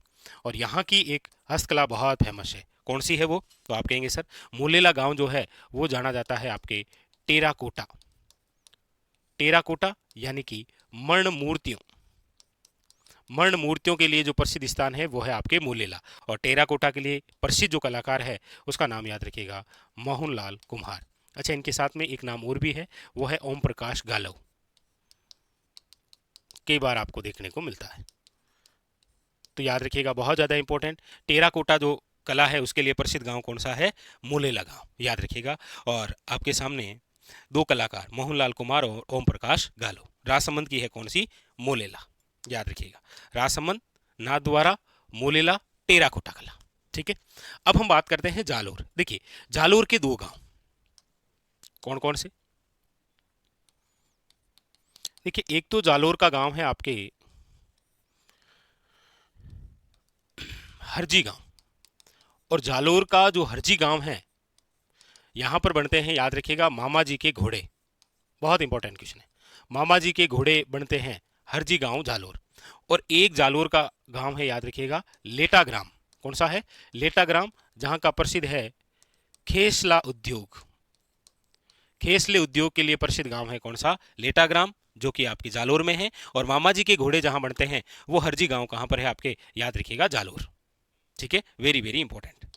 आगे आगे हम चलते हैं और बात करते हैं अब जोधपुर। देखिए जोधपुर की हम बात करते हैं तो यहां से रिलेटेड प्रसिद्ध जो बिंदु है वो है बादला। आप कहेंगे सर बादला क्या है, बादला है, याद रखिएगा, जस्ते से निर्मित, जस्ते से निर्मित जल पात्र, जस्ते से निर्मित जल पात्र जिसके चारों ओर कपड़े का आवरण होता है, जिसके चारों ओर क्या होता है, कपड़े का आवरण होता है, उसे आप क्या बोलते हैं, बादला। और बादला जोधपुर का प्रसिद्ध है, जिसे आप पढ़ते हैं मारवाड़ का फ्रीज। क्या कहते हैं इसे, मारवाड़ का फ्रीज। राजस्थान का चलता फिरता फ्रीज किसे कहते हैं, कमेंट करके बताइएगा कि राजस्थान का चलता फिरता फ्रीज किसे कहा जाता है। ठीक है, तो जोधपुर में याद रखिएगा मोस्ट इंपॉर्टेंट आपके सामने कौन सा रहेगा, वो रहेगा बिंदु बादला। आगे आगे बढ़ते हैं, चर्चा कर लेते हैं। आगे है आपके बीकानेर, और बीकानेर की जो हस्तकला है उसमें सबसे इंपॉर्टेंट है आपके उस्ता कला। उस्ता कला क्या है, तो आप कहेंगे सर ऊंट की खाल पर सोने का जो चित्रांकन किया जाता है उसे आप क्या कहते हैं, उस्ता कला। और उस्ता कला कहाँ की, बीकानेर की। प्रसिद्ध जो कलाकार है उसका नाम है, याद रखिएगा, हिसामुद्दीन उस्ता। क्या नाम है, याद रखिएगा, हिसामुद्दीन उस्ता। बहुत इंपॉर्टेंट, कई बार एग्जाम के अंदर आया है। तो बीकानेर की कौन सी कला है, एक तो उस्ता कला, और एक बीकानेर की याद रखिएगा कला है मथेरण कला। याद रखिएगा, किसी देवी देवता और भक्ति विशेष का चित्रण जिसमें होता है वो है आपकी मथेरण कला। और एक याद रखिएगा ये कौन सी, उस्ता कला। उसके अलावा देखिए पूछा जाता है आपको कि हमारे राजस्थान में दरियाओं के निर्माण हेतु प्रसिद्ध क्षेत्र कौन से हैं, दरियों के लिए प्रसिद्ध। तो आप कहेंगे सर एक तो देखिए दरियों के लिए प्रसिद्ध है टांकला गांव नागौर, एक आपके सालावास गांव जोधपुर, और एक लवाण गांव याद रखिएगा दौसा। ये किसके लिए प्रसिद्ध है? दरियों के लिए। जिस प्रकार याद रखिएगा जयपुर जो है वो आपके प्रसिद्ध है किसके लिए? पाव रजाई के लिए। किसके लिए प्रसिद्ध है? याद रखिएगा पाव रजाई के लिए। अच्छा, एक कला है जिसका नाम है, एक याद रखिएगा वो है आपके तुड़िया कला। कौन सी कला है? तुड़िया कला। ये तुड़िया कला कहाँ की फेमस है? तो याद रखिएगा ये है आपके राजाखेड़ा, और राजाखेड़ा कहाँ पर है? धौलपुर। आप कहेंगे सर ये तुड़िया कला है क्या? तो याद रखिएगा नकली आभूषण बनाने की कला। नकली आभूषण बनाने की जो कला है वो कौन सी है? तुड़िया कला। और तुड़िया कला कहाँ की फेमस है? याद रखिएगा राजाखेड़ा, धौलपुर। तो ये जो हस्तकलाएं आपके सामने हैं, यहां से रिलेटेड आपको एग्जामिनर जो है वो कई बार क्वेश्चन पूछता है। जैसे आपके सामने एक कला और है, वो है आपके काष्ठ कला। कौन सी कला है? काष्ठ कला। अच्छा, काष्ठ कला कहाँ की प्रसिद्ध है? तो आप कहेंगे सर बस्सी। लेकिन याद रखिएगा ये बस्सी चित्तौड़गढ़ वाला है, और एक स्थान कौन सा है? जेठाना। और जेठाना कहाँ पर है आपके? तो आप कहेंगे सर जेठाना है डूंगरपुर में, और बस्सी कहाँ पर है? चित्तौड़गढ़। यहाँ की कौन सी कला है? काष्ठ कला। अच्छा, काष्ठ कला से संबंधित दो बातें, एक तो होती है बेवाण कला, और एक होती है याद रखिएगा कावड़ कला। एक है बेवाण कला और एक है कावड़ कला। इन दोनों में अंतर क्या है? आप कहेंगे सर बेवाण जो है ये तो आपके काष्ठ यानी कि लकड़ी से निर्मित देव विमान, यानी कि लकड़ी से निर्मित सिंहासन है, देव विमान है, जिसमें आप अक्सर देखते हैं कि जल झूलने के अवसर पर ठाकुर जी को बैठाकर स्नान करवाने ले जाते हैं, वो है बेवाण। अच्छा, कावड़ जो कला है ये क्या है? आप कहेंगे सर ये है आपके चलता फिरता मंदिर। चलता फिरता मंदिर जिसमें बहुत सारे कपाट होते हैं, ये भी लकड़ी से निर्मित होता है। काष्ठ का मतलब क्या हो गया? लकड़ी से निर्मित। तो ये भी इंपॉर्टेंट है। बेवाण कला क्या है? कावड़ कला क्या है? ये दोनों ही जिस प्रकार की कला है वो है आपकी कौन सी? काष्ठ कला। तो यहां से क्वेश्चन बन सकता है बेवाण या कावड़ कला से। बादला से क्वेश्चन बना है। तुड़िया कला याद रखिएगा, हरजी गांव लेटाग्राम याद रखिएगा, तीर कमान के लिए फड़, और इधर बलियो पोटरी, मीनाकारी, कुंदन कला, हाथीदान, सांगानेरी प्रिंट, बगरू प्रिंट। अच्छा, प्रिंटों से देखिए दो प्रिंट और याद आ गई आपके सामने। कौन सी? आप कहेंगे सर वो है आपके बाड़मेर में आप पढ़ते हैं। कौन सी? एक तो अजरक प्रिंट है और एक याद रखिएगा मलिर प्रिंट है। ये दोनों जो प्रिंट है ये आप कहाँ पढ़ते हैं? बाड़मेर और बालोतरा। ठीक है, अजरक प्रिंट और कौन सी? मलिर प्रिंट। अच्छा, इसके अलावा देखिए चित्तौड़गढ़ का एक गांव है, आपको पता हो तो वो है आपके आकोला। आकोला कहाँ पर है? आप कहेंगे सर चित्तौड़गढ़। और यहाँ की देखिए आप पढ़ते हैं आजम प्रिंट है, जाजम प्रिंट है, और याद रखिएगा कौन सी? दाबो प्रिंट है। आजम प्रिंट, जाजम प्रिंट और दाबो प्रिंट, ये आपके कहाँ की है? तो आकोला, और आकोला कहाँ पर है? आपके चित्तौड़गढ़ के अंदर। ठीक है, तो ये सारे के सारे बिंदु जहां से रिलेटेड क्वेश्चन आ रखे हैं। ठीक है, राजस्थान में प्रमुख चोटियां जो है उसके बारे में। राजस्थान में प्रमुख चोटियां जहां से आपको क्वेश्चन देखने को मिलता है लगभग सभी एग्जामों के अंदर, राजस्थान में प्रमुख चोटियां। आइए सबसे पहले चर्चा करते हैं जिस जिले से संबंधित चोटियों की, वो है आपके जिला जालोर। ये रहा जालोर जिले में कौन कौन सी चोटियां हैं जहां से क्वेश्चन बन सकता है। जालोर जिला, देखिए जालोर जिले से संबंधित यदि हम चोटियों की चर्चा करें तो यहां पर आपके सामने प्रमुख रूप से चार चोटी बड़ी खास है। कौन कौन सी? एक तो देखिए डोरा पर्वत। कौन सी है? डोरा पर्वत। एक है आपके याद रखिएगा इसराना भाकर। इसराना भाकर।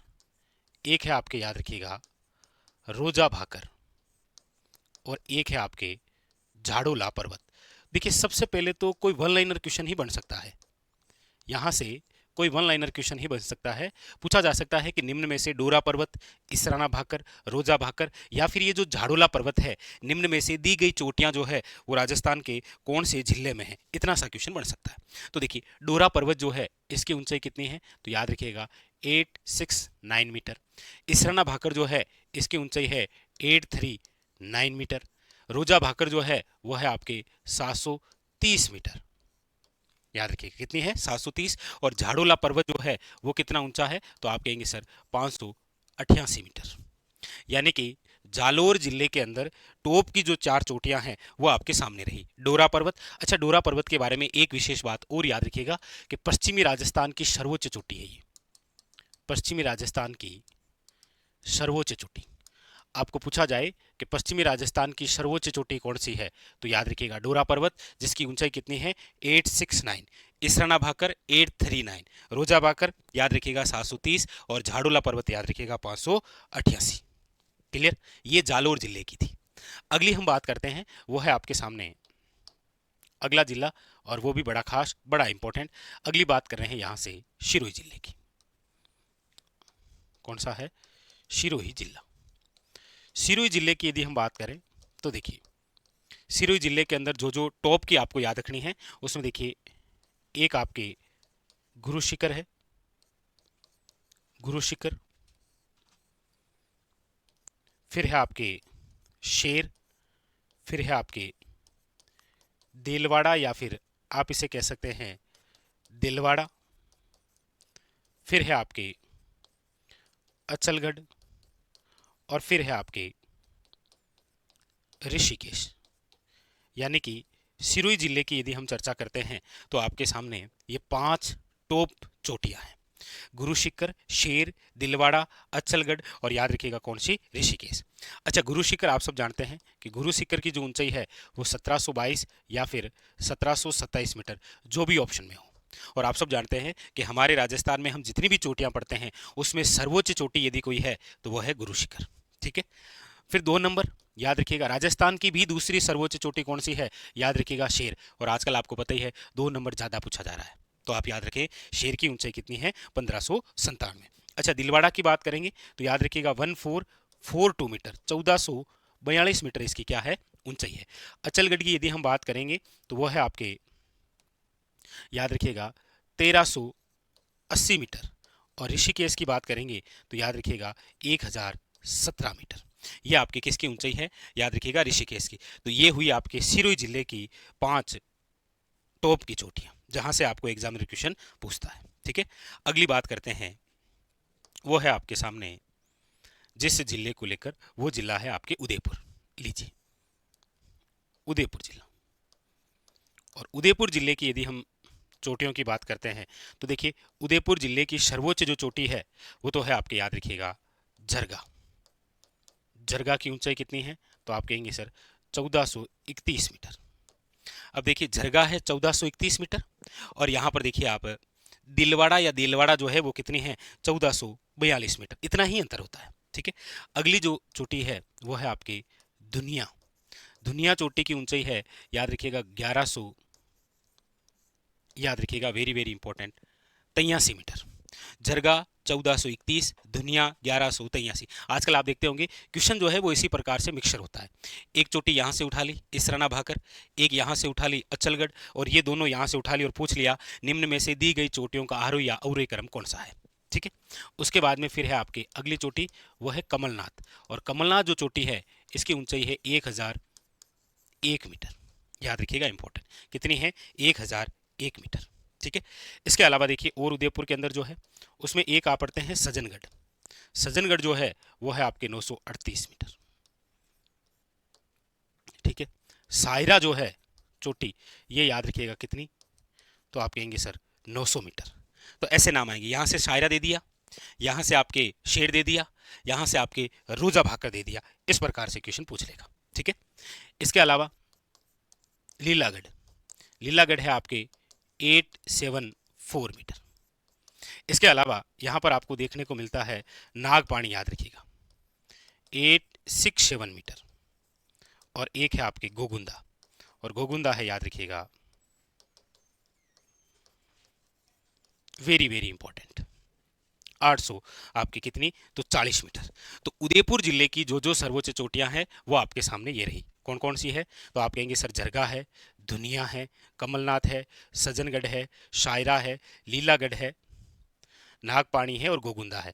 तो उदयपुर जिले की, सिरोही जिले की और जालोर जिले की, इनको मिक्स करके 4 चोटियों के नाम दे देगा और आपको पूछ लेगा कि निम्न में से दी गई चोटियों को आरोही या फिर अवरोही क्रम में जमाइए। एक तो ये क्वेश्चन, दूसरा इनमें से कोई वन लाइनर नाम देकर आपको पूछ लेगा कि निम्न में से सायरा चोटी की ऊंचाई कितनी है। इस प्रकार से आपके सामने कोई क्वेश्चन बन सकता है। ठीक है, आगे बढ़ते हैं, अगले जिस जिले की बात करते हैं, एक हम चोटी यहां से लिख लेते हैं, कहां से, वो है आपके राजसमंद से। राजसमंद में जो चोटी है वो है आपके कुंभलगढ़। कुंभलगढ़ की जो ऊंचाई है वो है 12 का डबल 24 मीटर, और ये आपके कहाँ पर है, तो याद रखिएगा राजसमंद में। ये भी क्वेश्चन आपके सामने आ रखा है कि कुंभलगढ़ जो चोटी है वो ऊंचाई में 1224 मीटर है, और कहाँ पर है ये, तो याद रखिएगा राजसमंद के अंदर। ठीक है, आगे आगे बढ़ते हैं इसी क्रम में, तो आ जाते हैं आपके सामने यहाँ पर अजमेर।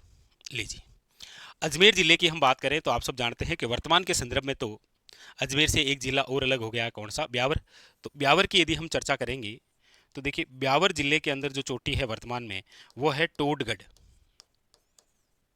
कौन सी चोटी है, टोडगढ़, जिसकी ऊंचाई कितनी है, तो आप कहेंगे सर 900, याद रखिएगा वेरी वेरी इंपॉर्टेंट, वो है आपके सामने 933 मीटर। ठीक है, 933 मीटर। अब हम बात करें यदि अजमेर की, तो ये जो अजमेर जिला है, तो अजमेर जिले के अंदर आप दो विशेष चोटियां पढ़ते हैं। ये टोडगढ़ ही याद रखिएगा मोराई जी है, गोरम जी जिसे आप कहते हैं। ठीक है, अजमेर के अंदर इसके अलावा दो चोटियां आप पढ़ते हैं, कौन कौन सी, एक तो आप पढ़ते हैं तारागढ़, और एक आप पढ़ते हैं नाग पहाड़।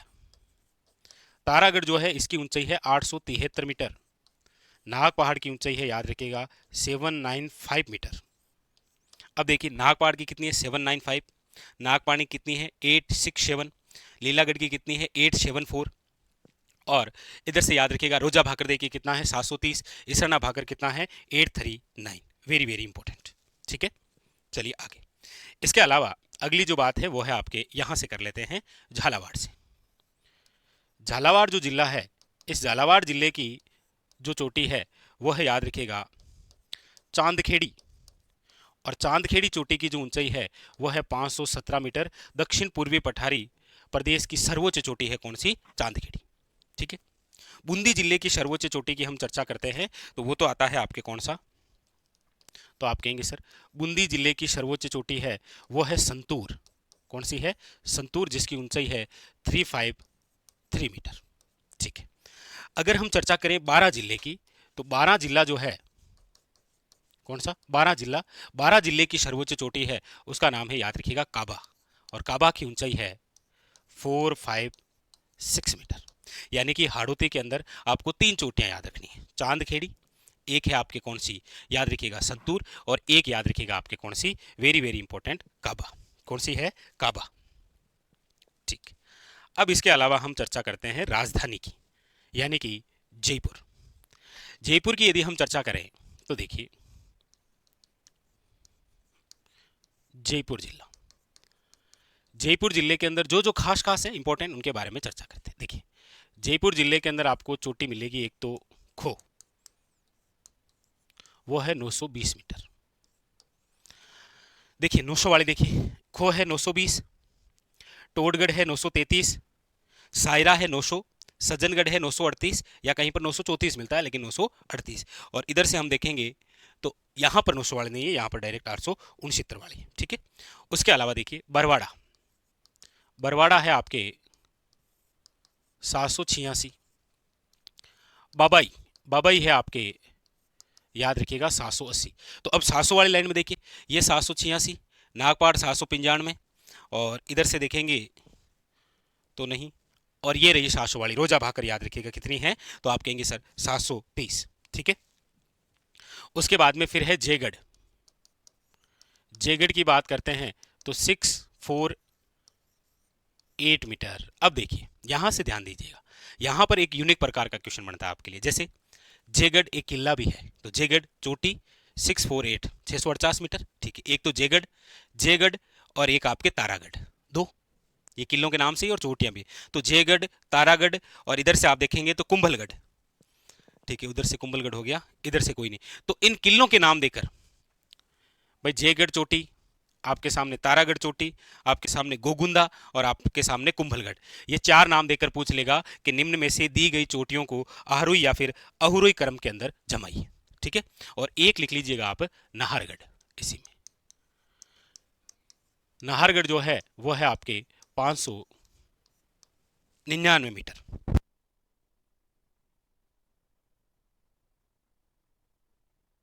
तो याद रखिएगा नाहरगढ़, नाहरगढ़ की ऊंचाई कितनी है 599 मीटर, याद रखिएगा। खो, बरवाड़ा, बबाई, जयगढ़ और नाहरगढ़, ये सारी की सारी चोटियां हैं वो है आपके जयपुर की। तो जयपुर की चोटी, बारां की, बूंदी की, झालावाड़ की, अजमेर की, ब्यावर की, हालांकि वर्तमान के संदर्भ में आप अजमेर भी जरूर याद रखें, ब्यावर तो याद रखना ही है। कुंभलगढ़ आपके, उसके अलावा उदयपुर, उसके अलावा शिरोई और उसके अलावा आपके सामने कौन सा है, जालोर, याद रखिएगा। ठीक है, अब हम आगे चलते हैं और चर्चा करते हैं आपके सामने सबसे इंपॉर्टेंट यानी कि अलवर। अलवर के अंदर भी बहुत सारी चोटियां आपको देखने को मिलती हैं। अलवर, अलवर जिला, जालोर, इन चार चोटियों को विशेष तौर पर ध्यान रखना है, और खासकर डोरा पर्वत की खास बात कौन सी, कि पश्चिमी राजस्थान की सर्वोच्च चोटी। अच्छा, राजस्थान की सर्वोच्च चोटी कौन सी है, याद रखिएगा, गुरु शिखर। राजस्थान की दूसरी सर्वोच्च चोटी कौन सी है, याद रखना है आपको, वो है शेर। कौन सी है, वो है आपके सामने, याद रखिएगा, वेरी वेरी इंपॉर्टेंट, शेर। ठीक है, ये याद रखिएगा आप। और उदयपुर जिले की सर्वोच्च चोटी, याद रखिएगा, झरगा। कुंभलगढ़ जो कि राजसमंद जिले की सर्वोच्च चोटी, ऐसे क्वेश्चन आते हैं। जैसे दक्षिण पूर्वी आपके पठारी प्रदेश से इसकी सर्वोच्च चोटी कौन सी है, तो आप कहेंगे सर वो है चांदखेड़ी। वो कौन सी है, याद रखिएगा, चांदखेड़ी। तो इधर से उदयपुर जिले की सर्वोच्च चोटी, इधर से राजस्थान की सर्वोच्च चोटी। अच्छा, गुरु शिखर अरावली की भी क्या है, सर्वोच्च चोटी। ठीक है, आइए अलवर। अलवर के अंदर चोटियों की हम बात करते हैं तो देखिए, एक चोटी मिलती है भेराज। कितनी है, भेराज कितनी है, ये 792 मीटर। ठीक है, एक मिलती है आपके बिलाली। बिलाली कितनी है, तो 775 मीटर। एक है आपके कौन सी, तो आप कहेंगे सर वो है शीरावास। ध्यान रखिएगा, शीरावास 651 मीटर, 651 मीटर। और एक अलवर के अंदर जो चोटी है वो है भानगढ़, और भानगढ़ है 649 मीटर। तो अलवर जिले की टॉप की जो चोटियां हैं वो आपके चार, और वो चारों चारों आप याद रखेंगे। एक तो भेरांच है, एक बिलाली है, एक शीरावास है, और एक याद रखिएगा आपकी कौन सी है, भानगढ़। ठीक है, आगे अगली जो चर्चा है वह है आपके उस चोटी की जो उत्तरी अरावली की सर्वोच्च चोटी है, यानी कि बात कर रहे हैं हम शिखर की। क्योंकि यहां पर जो चोटी है वो है आपके रघुनाथगढ़, और रघुनाथगढ़ जो चोटी है इसकी जो ऊंचाई है वो है आपके 1055 मीटर, और 1055 मीटर रघुनाथगढ़, याद रखिएगा, उत्तरी अरावली की सर्वोच्च चोटी है। दक्षिण पूर्वी पठारी प्रदेश की सर्वोच्च चोटी चांदखेड़ी है, उदयपुर जिले की सर्वोच्च चोटी जरगा है, और अरावली की सर्वोच्च चोटी या राजस्थान की सर्वोच्च चोटी आपके सामने कौन सी है, याद रखिएगा, गुरु शिखर। कौन सी है, याद रखिएगा, गुरु शिखर। तो रघुनाथगढ़ याद रखिएगा कितनी है, 1055। और एक आपके आप लिखेंगे झुंझुनू की, और वह है भोजागढ़, 997 मीटर, जो कि आपके कौन से जिले में है, झुंझुनू। लीजिए, ये आपके राजस्थान की उन चोटियों के बारे में चर्चा की जो लगभग एग्जामों के अंदर आपको देखने को मिलते हैं क्वेश्चन। तो स्टार लगा लीजिए, क्योंकि एग्जाम के अंदर क्वेश्चन आना तो तय है राजस्थान की प्रमुख चोटियों से, चाहे वो जालोर जिले की हो, चाहे आपके शिरोई जिले की हो, उदयपुर जिले की हो, राजसमंद जिले की हो, अजमेर की हो, ब्यावर की हो, झालावाड़ की हो, बूंदी की हो, बारां की हो, जयपुर की हो, अलवर की हो, सीकर की हो, या फिर झुंझुनू की। तो राष्ट्रीय झील संरक्षण कार्यक्रम, अक्सर आप पुराने पेपरों के अंदर देखेंगे कि इस बिंदु से रिलेटेड आपको क्वेश्चन मिलता है कि ये जो राष्ट्रीय झील संरक्षण कार्यक्रम है इसके अंदर राजस्थान से कितनी झीलें और कौन कौन सी झीलें शामिल हैं। क्योंकि 22-23 के पेपरों के अंदर आप ज़्यादातर क्वेश्चन देखने को मिलता है कि निम्न में से वह झील जो राष्ट्रीय झील संरक्षण कार्यक्रम में शामिल नहीं है, याद रखिएगा इस प्रकार से। ठीक है, यानी कि NLCP, national lake conservation project. ठीक है, अच्छा, ये जो राष्ट्रीय झील संरक्षण कार्यक्रम है, आप कहेंगे सर इसका उद्देश्य क्या है। देखिए, इसका उद्देश्य है कि जितनी भी झीलें हैं उनमें एक तो प्रदूषण को कम करना है, चाहे वो आपके शहरी क्षेत्र में हो या अन्य क्षेत्रों के अंदर। तो एक तो प्रदूषण को कम करना है, और दूसरा उनके संरक्षण को सुनिश्चित करना है, ये इसका उद्देश्य है। आप कहेंगे सर ये कौन से विभाग द्वारा है, तो याद रखिएगा ये विभाग है आपके पर्यावरण व वन मंत्रालय। आप कहेंगे सर इस कार्यक्रम की शुरुआत कब हुई थी, शुरुआत हुई थी सन 2001 में, और प्रारंभ के अंदर जो वित्त पोषित था, यानी कि जो फंड का मामला था वो था आपके 70-30। आप कहेंगे सर वर्तमान में राष्ट्रीय झील संरक्षण कार्यक्रम में केंद्र का कितना हिस्सा है और राज्य का कितना हिस्सा है, तो मामला 60-40 का है। 60 केंद्र का है और 40 क्या है, राज्य सरकार का। कई बार ऐसे भी क्वेश्चन आ जाते हैं, आपको बताइए कि राष्ट्रीय झील संरक्षण जो कार्यक्रम है इसके अंदर वित्त पोषित का क्या मामला है, वित्त पोषित। तो आपको याद रखना है प्रारंभ के अंदर ये 70-30 था, लेकिन वर्तमान के अंदर ये जो मामला है ये हो गया है आपके 60-40 का। ठीक है, कौन सा विभाग है, तो आप कहेंगे सर याद रखिएगा पर्यावरण व वन मंत्रालय विभाग द्वारा। इसका उद्देश्य क्या है, उद्देश्य है प्रदूषण को कम करना है और झील के संरक्षण को सुनिश्चित करना। आइए शुरू करते हैं। सबसे पहला बिंदु आपके सामने कि राजस्थान से राष्ट्रीय झील संरक्षण कार्यक्रम में कितनी जिले शामिल हैं, तो आप कहेंगे सर राजस्थान की राष्ट्रीय झील संरक्षण में कुल जिले जो शामिल हैं वो याद रखिएगा कितनी झील है, तो याद रखिएगा 6 झील शामिल है। कौन कौन सी है, आप कहेंगे सर सबसे पहले यदि मैं बात करूं तो वो है एरिया यहाँ से, यानी कि यहाँ पर जो जिला है वो है आपके उदयपुर। उदयपुर से यदि हम बात करते हैं तो याद रखिएगा उदयपुर से एक तो झील जो शामिल है वो है आपके पिछोला। कौन सी झील शामिल है, याद रखिएगा पिछोला झील। अच्छा दूसरी कौन सी शामिल है, तो दूसरी झील जो शामिल है वो है आपके याद रखिएगा फतेह सागर। एक तो पिछोला झील है और एक याद रखिएगा कौन सी है, फतेह सागर झील। दो तो उदयपुर की हो गई। दो ही जिले हैं आपके याद रखिएगा अजमेर की। कौन कौन सी,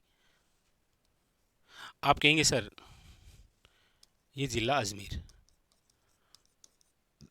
अजमेर से एक तो है याद रखिएगा पुष्कर झील और एक है आपके याद रखिएगा आना सागर झील। पुष्कर झील और कौन सी, आना सागर झील। तो 4 तो ये हो गई भाई, 2 उदयपुर की हो गई और 2 अजमेर की हो गई। ठीक है, एक हो गई आपके यहां और वो है आपके सिरोही जिले की। और सिरोही जिले में कौन सी है, तो आप कहेंगे सर वो है नक्की झील। कौन सी है, नक्की झील। ठीक है, और एक है आपके यहां से, कौन सी, तो आप कहेंगे सर राजधानी यानी कि जयपुर से। और जयपुर से जो झील है वो है आपके नंबर 6 मानसागर झील। तो क्वेश्चन आता है कि निम्न में से राष्ट्रीय झील संरक्षण कार्यक्रम में शामिल झीलें कौन कौन सी है, तो याद रखिएगा 6 झील है, पिछोला झील, फतेह सागर झील, पुष्कर झील, आना सागर झील, नक्की झील सिरोही और मानसागर झील जयपुर। याद रखिएगा जयपुर की ये जो मानसागर झील है इसका निर्माण तो जिसने करवाया है वो है आपके मिर्जा राजा मानसिंह, या जिसे आप कह सकते हैं मानसिंह फर्स्ट। याद रखिएगा मानसागर झील से खास क्वेश्चन, जयपुर का जल महल बना हुआ है इसमें। जयपुर का क्या बना हुआ है, जल महल। क्वेश्चन आता है जयपुर का प्रसिद्ध जो जल महल है वो कौन सी झील में है, तो याद रखिएगा मानसागर झील, जो कि आपके कहां पर है, जयपुर में। ठीक है, क्वेश्चन आता है कि राजस्थान की एकमात्र ऐसी झील जिसका निर्माण जो है वो आपके देवताओं या फिर ऋषियों द्वारा नाखूनों से खोदकर किया गया, देवताओं या फिर ऋषियों द्वारा नाखूनों से खोदकर किया गया, नाखूनों से खोदकर जिस झील का निर्माण हुआ है वो कौन सी है, नक्की झील। नक्की झील याद रखिएगा राज्य की सबसे ऊंची झील है। सबसे ऊंची झील की यदि आप चर्चा करेंगे तो वो कौन सी है, नक्की झील। नक्की झील जो है वो याद रखिएगा गरासिया जनजाति के लिए एक पवित्र झील है, क्योंकि गरासिया जनजाति के अंदर बुजुर्गों की अस्थियों का विसर्जन यहाँ किया जाता है। इस नक्की झील के आसपास आप देखेंगे बहुत सारी रोक है, जिसमें आप सुनते हैं नंद रोक है यानी कि घूंघट निकाले हुए महिला नुमा, एक आपके टोड रोक है मेंढक नुमा, एक आपके नंदी रोक है बेल आकृति। तो क्वेश्चन काफी बार ये भी आ जाता है कि ये रोक जो है ये कौन सी झील के किनारे है, तो याद रखिएगा नक्की झील, जो कि आपके कहां पर है, सिरोही में।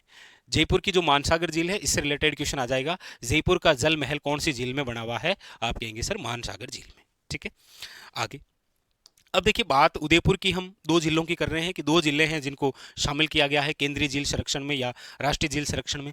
एक पिछोला है और एक कौन सी है, फतेह सागर।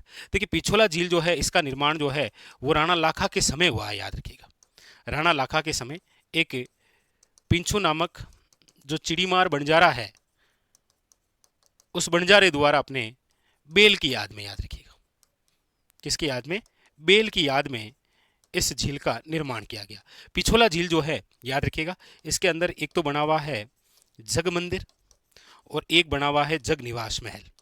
याद रखिएगा उदयपुर की सबसे सुंदर झील है कौन सी, पिछोला झील। और ये राजस्थान की वे झील है जहां पर सर्वप्रथम, याद रखिएगा, सर्वप्रथम सौर ऊर्जा संचालित नाव चलाई गई।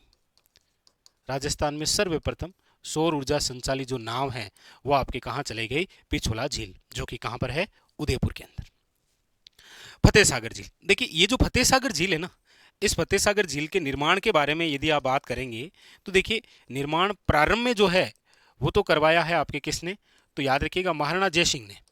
लेकिन इसका जो पुनर्निर्माण है, पुनर्निर्माण जो है या फिर पुण्य निर्माण जिसे आप कहते हैं, ये जिसने करवाया है वो है आपके महाराणा फतेह सिंह ने। याद रखिएगा किसने करवाया है, महाराणा फतेह सिंह ने। अच्छा, महाराणा फतेह सिंह ने जब इसका पुनर्निर्माण करवाया तब इसका उद्घाटन जो है वो करवाया था, याद रखिएगा किससे, ड्यूक ऑफ कन्नौज। किससे करवाया था, ड्यूक ऑफ कन्नौज से। इसीलिए आप पढ़ते हैं कि ये जो फतेह सागर झील है ना, इसे आप पढ़ते हैं देबाली तालाब। पूछा जाता है राजस्थान के अंदर किस झील को देबाली तालाब, या फिर इसे ही कहा गया है, याद रखिएगा, कन्नौट बांध। कन्नौट बांध किसे कहते हैं, देबाली तालाब किसे कहते हैं, याद रखिएगा, बहुत ज्यादा इंपॉर्टेंट, किसे कहा गया है, ये है आपके फतेह सागर झील। तो फतेह सागर झील और पिछोला झील ये दोनों ही आपके उदयपुर जिले की वे जिले हैं जिनको किसमें शामिल किया गया है, राष्ट्रीय झील संरक्षण कार्यक्रम में। बहुत ही इंपॉर्टेंट।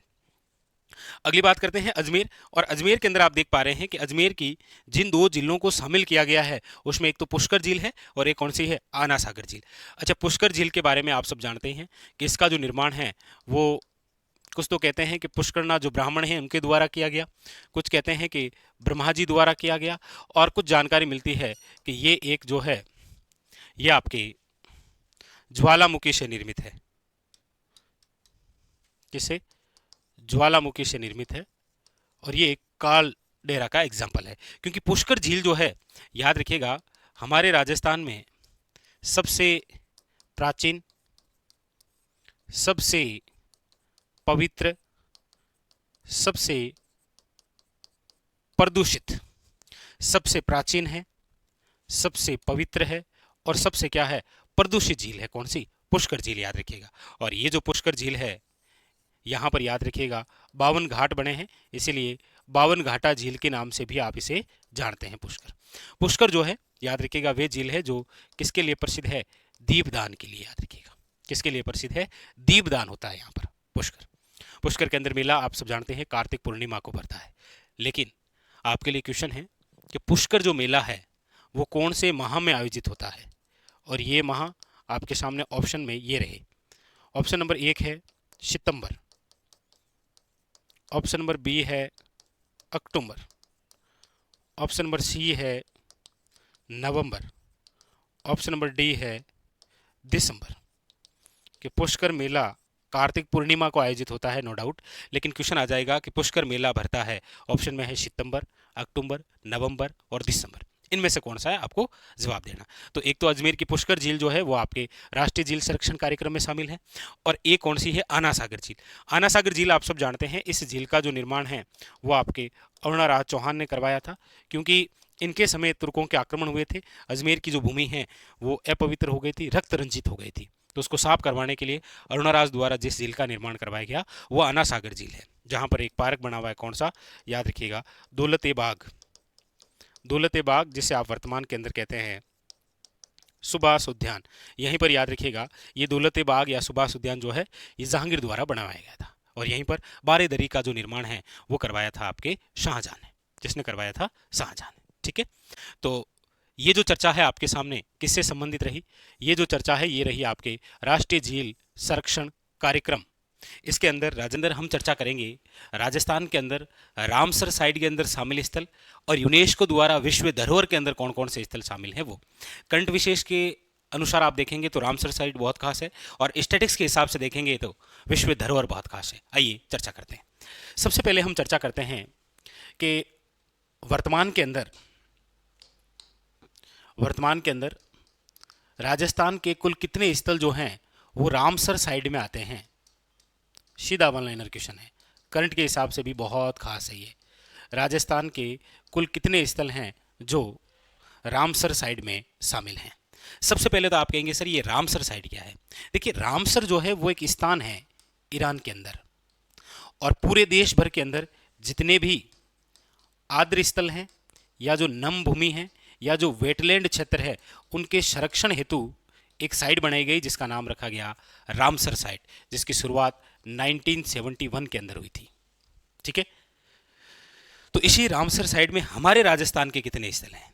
डायरेक्ट क्वेश्चन आ जाएगा, आर्द्र भूमि, नम भूमि या वेटलैंड। अच्छा, एक क्वेश्चन भी आता है जिसका आपको कमेंट करके बताना है कि विश्व आर्द्र भूमि दिवस कब मनाया जाता है? विश्व आर्द्र भूमि जो दिवस है वो कब मनाया जाता है, ये आपको कमेंट करके बताना है।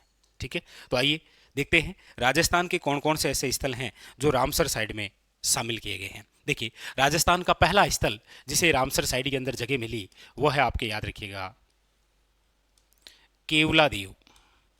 केवलादेव गन्ना पक्षी विहार, भरतपुर। केवलादेव गन्ना पक्षी विहार, भरतपुर। इसे रामसर साइड में जो है वो शामिल किया गया है, याद रखिएगा 1981 के अंदर, और हमारे राजस्थान की ओर से रामसर साइड में शामिल होने वाला पहला स्थल है केवलादेव गन्ना पक्षी विहार, भरतपुर। आप सब जानते हैं कि केवलादेव गन्ना पक्षी विहार जो भरतपुर है यह आपके किसके लिए प्रसिद्ध है? तो आप कहेंगे सर साइबेरियन सारस के लिए। किसके लिए प्रसिद्ध है? साइबेरियन सारस के लिए। और दूसरी बात, सबसे बड़ी पक्षियों की शरण स्थली, सबसे बड़ी पक्षियों की शरण स्थली यदि आप कहेंगे तो वो यही है जिसका नाम है केवलादेव गन्ना पक्षी विहार, भरतपुर। ठीक है, पहला स्थल है। अच्छा, दूसरा कौन सा स्थल है जिसे रामसर साइड में शामिल किया गया? तो आप कहेंगे सर दूसरा जो स्थल है वो है आपके यहां पर, यहां पर आप, और वो है आपके याद रखिएगा सांबर। सांबर जो झील है, हालांकि सांबर झील का विस्तार 3 जिलों में है, लेकिन प्रमुख रूप से पूछा जाइए कहां पर है तो जयपुर। सांबर झील जो है वो राजस्थान का दूसरा ऐसा स्थल बना जिसे 1990 के अंदर किसमें शामिल किया गया था? रामसर साइड में। पहला स्थल कौन सा है? केवलादेव गन्ना पक्षी विहार 1981। दूसरा स्थान कौन सा है? आप कहेंगे सर सांबर झील, जयपुर 1990। और अभी हाल ही में, अब करंट का क्वेश्चन बनेगा कि अभी हाल ही में राजस्थान के कुल कितने स्थलों को रामसर साइड में शामिल किया गया? तो याद रखिएगा हाल ही में राजस्थान के 2 स्थानों को रामसर साइड में शामिल किया गया। 2 स्थान कौन कौन से हैं? तो आप कहेंगे सर एक तो है आपके खिंचन, एक तो गांव है कौन सा? खिंचन गांव। और ये जो खिंचन गांव है ये वर्तमान के अंदर जिस जिले में आता है वो जिला है फलोदी। लेकिन आप सब जानते हैं कि फलोदी किस जिले से अलग हुआ है? तो याद रखिएगा जोधपुर से। दोनों ही बातें आपको याद रखनी है। तो हाल ही में नवीनतम शामिल स्थल रामसर साइड में एक तो है कौन सा? खिंचन गांव, जो वर्तमान फलोदी जिले में आता है। फलोदी किससे अलग हुआ है? जोधपुर से। अच्छा, ये जो खिंचन गांव है ये याद रखिएगा किसके लिए प्रसिद्ध है? तो आप कहेंगे सर कुरजा के लिए। किसके लिए प्रसिद्ध है? कुरजा के लिए। और कुरजा आप सब याद जानते ही हैं कि ये एक विरह गीत भी है। हमारे राजस्थान के अंदर जो विरहिणी हैं, जो महिलाएं हैं, उनके लिए संदेशवाहक के रूप में सबसे प्रमुख पक्षी कोई है तो वो कुरजा ही माना गया है। ठीक है, तो कौन सा? खिंचन। अच्छा, एक और कौन सा गांव है जिसे अभी हाल ही के अंदर शामिल किया गया है? वो है, याद रखिएगा, वो है मेनार गांव। कौन सा गांव है? मेनार गांव। और ये मेनार गांव जो है ये आपके कहां पर है? उदयपुर के अंदर। याद रखिएगा यहीं पर क्या विकसित है? आप कहेंगे सर गुलाब बाग, और वहां पर है बर्ड पार्क। याद रखिएगा गुलाब बाग के अंदर क्या बना हुआ है? Bird park. और ये दोनों दोनों जो स्थान हैं, चाहे खिंचन हो चाहे आपके मेनार गांव, इनको अभी 2025 के अंदर ही शामिल किया गया है। जानते हैं आप, जून माह में।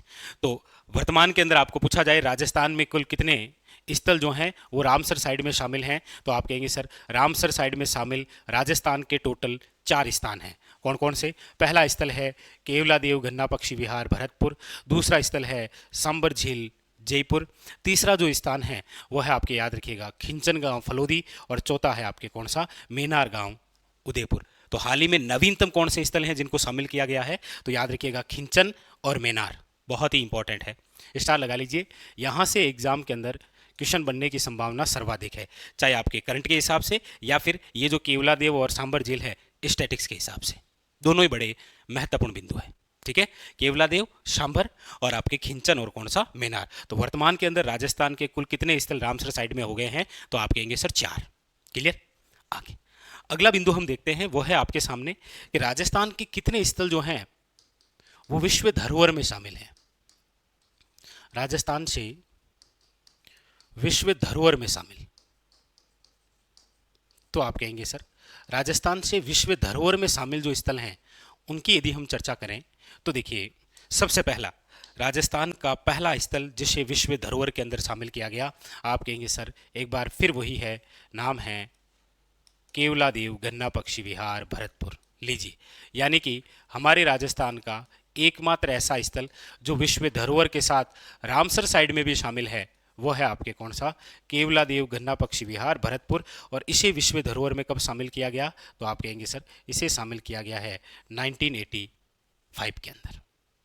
राजस्थान का पहला स्थल जिसे विश्व धरोहर में शामिल किया है वो है आपके केवलादेव गन्ना पक्षी विहार भरतपुर 1985 के अंदर। ठीक है, दूसरा स्थल जिसे यूनेस्को द्वारा विश्व धरोहर में शामिल किया गया है, दूसरा स्थल कौन सा है, तो आप कहेंगे सर दूसरा जो स्थल है वो आ जाता है आपके, याद रखिएगा, यहां पर, और यहां पर है आपके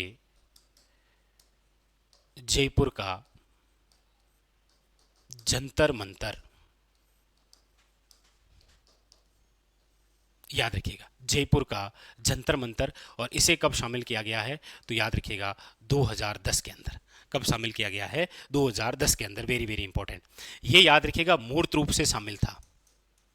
ठीक है, ये भी केवलादेव भी मूर्त रूप से, लेकिन 2010 के अंदर आप पढ़ते हैं कि विश्व धरोहर के अंदर अमूर्त रूप से जिसे शामिल किया गया था वो था कालबेलिया या नृत्य। याद रखिएगा, तो 2010 के अंदर मूर्त रूप से तो जंतर मंतर हुआ था जयपुर वाला, और अमूर्त रूप से याद रखिएगा कौन सा हुआ था, कालबेलिया नृत्य। Very very important. और उसके बाद में आपको पता हो तो राजस्थान के 6 किले शामिल हुए थे। कमेंट करके बताइए, राजस्थान के 6 किलों को विश्व धरोहर में कब शामिल किया गया था। राजस्थान के 6 दुर्गों को विश्व धरोहर में जगह मिली थी। ये कब मिली थी, कमेंट करना आप, ये एक क्वेश्चन यहाँ से। ठीक है, अच्छा ये 6 दुर्ग कौन कौन से थे, तो आप कहेंगे सर 6 दुर्गों की हम बात करते हैं तो देखिए, एक तो आपके यहाँ पर था कौन सा किला है, घाघरोण का किला। अच्छा, घाघरोण जो किला है वो आपके कहाँ पर है, तो आप कहेंगे सर झालावाड़। एक ये है। ठीक है, एक आपके यहाँ से कौन सा किला, तो आप कहेंगे सर रणथंभौर किला। कौन सा, रणथंभौर किला, जो कि आपके कहाँ पर है, तो आप कहेंगे सर सवाई माधोपुर, सवाई माधोपुर। ठीक है, एक आपके यहाँ से, यहाँ पर कौन सा किला है, तो आप कहेंगे सर चित्तौड़गढ़ दुर्ग। कौन सा, चित्तौड़गढ़ दुर्ग। अच्छा, एक आपके यहाँ से कौन सा है, तो आप कहेंगे सर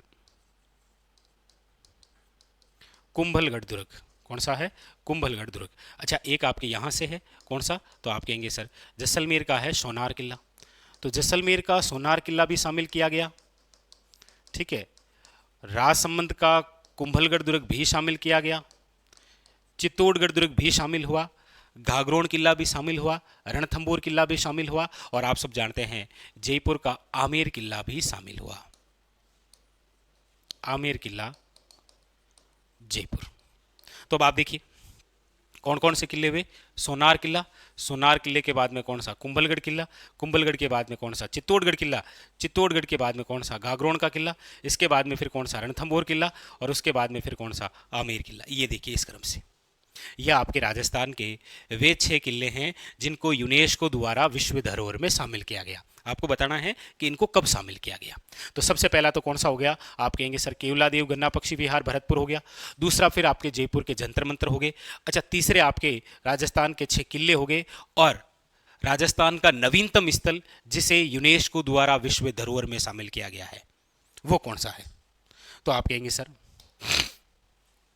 सबसे नवीनतम जो शामिल किया गया है वो किया गया है, याद रखिएगा, जयपुर परकोटा। और जयपुर जो परकोटा है, याद रखिएगा, वेरी वेरी इंपॉर्टेंट, कब शामिल किया गया, तो 2019 में ये जयपुर। अच्छा, एक बात आपने नोट की, हम पढ़ रहे हैं राजस्थान के अंदर ऐसे स्थल जो विश्व धरोहर में शामिल हैं। अच्छा, विश्व धरोहर के अंदर जो जो शामिल हैं उसमें देखिए, एक केवलादेव, दो जयपुर का जंतर मंतर, तीसरा किले और चौथा आपके कौन सा है, जयपुर परकोटा। तो सर्वाधिक स्थल आप देख रहे हैं कि जयपुर का जंतर मंतर भी है, जयपुर का आमेर किला भी है और जयपुर का क्या है, परकोटा भी है। यानी कि राजस्थान का ऐसा शहर या ऐसा जिला जिसके सर्वाधिक स्थल विश्व धरोहर में शामिल हैं, याद रखिएगा कौन सा हो जाएगा, जयपुर। लेकिन याद रखिएगा, यदि आपको ऐसा पूछा जाए कि राजस्थान का ऐसा जिला जिसका स्थल रामसर साइड में भी शामिल है और विश्व धरोहर में भी शामिल है, तो आप कहेंगे सर केवलादेव गन्ना पक्षी विहार जो भरतपुर है, ये 1985 के अंदर तो शामिल हुआ है किसमें, विश्व धरोहर के अंदर। और इससे पहले याद रखिएगा 1981 के अंदर ये शामिल हुआ है किसमें, रामसर साइड में। तो रामसर साइट और विश्व धरोहर इन दोनों में शामिल एकमात्र कौन सा है, तो याद रखिएगा केवलादेव। तो यहां पर चर्चा राजस्थान के अंदर वे स्थलों को लेकर हुई जो कि आपके यूनेस्को द्वारा किसमें शामिल हैं, विश्व धरोहर के अंदर या विश्व विरासत के अंदर, ऐसे भी आ सकता है, विश्व धरोहर या फिर विश्व विरासत में शामिल राजस्थान के कौन कौन से हैं। तो याद रखिएगा रामसर साइड में देख लीजिए 4 स्थल, केवलादेव, सांबर झील, खिंचन गांव और मेनार गांव। यानी केवलादेव भरतपुर है, सांबर जयपुर है, खिंचन फड़ोदी है और मेनार गांव उदयपुर है। 4 ये याद रखने हैं। करंट के हिसाब से भी क्वेश्चन बन सकता है, यहां से स्टैटिक्स के हिसाब से क्वेश्चन बनेगा आपके कि राजस्थान के कौन से, तो केवलादेव गन्ना पक्षी विहार भरतपुर 1985, दूसरा कौन सा, जयपुर का जंतर मंतर है 2010, फिर आपके सामने 6 किले हैं, सोनार किला है, कुंभलगढ़ दुर्ग है, चित्तौड़गढ़ दुर्ग है, गागरोन दुर्ग है, रणथंबोर है और याद रखिएगा कौन सा है आपके आमेर किला। और उसके बाद में फिर शामिल है कौन सा, जयपुर परकोटा। वो रहेंगे आपके सामने राजस्थान में जो अनुसंधान केंद्र है उससे संबंधित। यानी कि राजस्थान के अंदर प्रमुख जो केंद्र है और प्रमुख जो आपके संस्थाएं हैं उनसे रिलेटेड क्या है कि एग्जामिनर जो है वो कई बार क्वेश्चन पूछता है। लेकिन यहाँ पर जिन केंद्र और संस्थाओं की बात करेंगे वो केवल आपके राजस्थान की जियोग्राफी से ही रिलेटेड होगा, ठीक है। कल्चर की जो अनुसंधान केंद्र है या और जो संस्थाएं हैं उनके बारे में अलग से एक वीडियो आएगा। यहाँ पर हम फिलहाल चर्चा करेंगे राजस्थान भूगोल से संबंधित आप केंद्र और जो संस्थाएं पढ़ते हैं उसके बारे में। लीजिए शुरू करते हैं।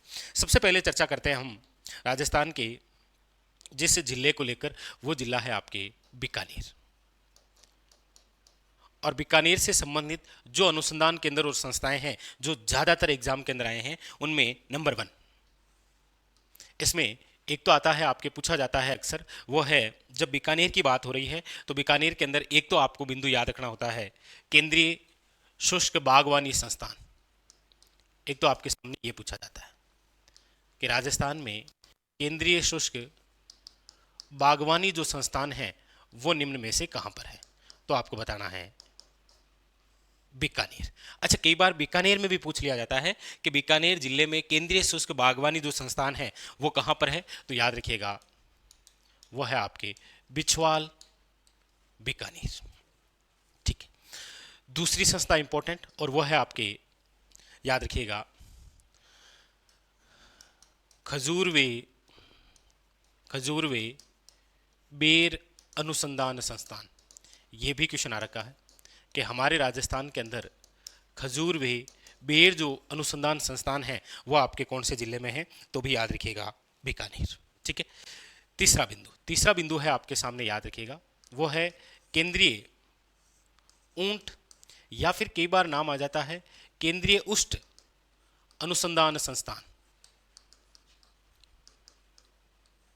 एक ही बात है, याद रखिए, केंद्रीय ऊंट या फिर उष्ट अनुसंधान संस्थान। और ये कहां पर है, तो आप कहेंगे सर ये है आपके बीकानेर में, लेकिन बीकानेर में कहां, तो याद रखिएगा जोहड़बेड़।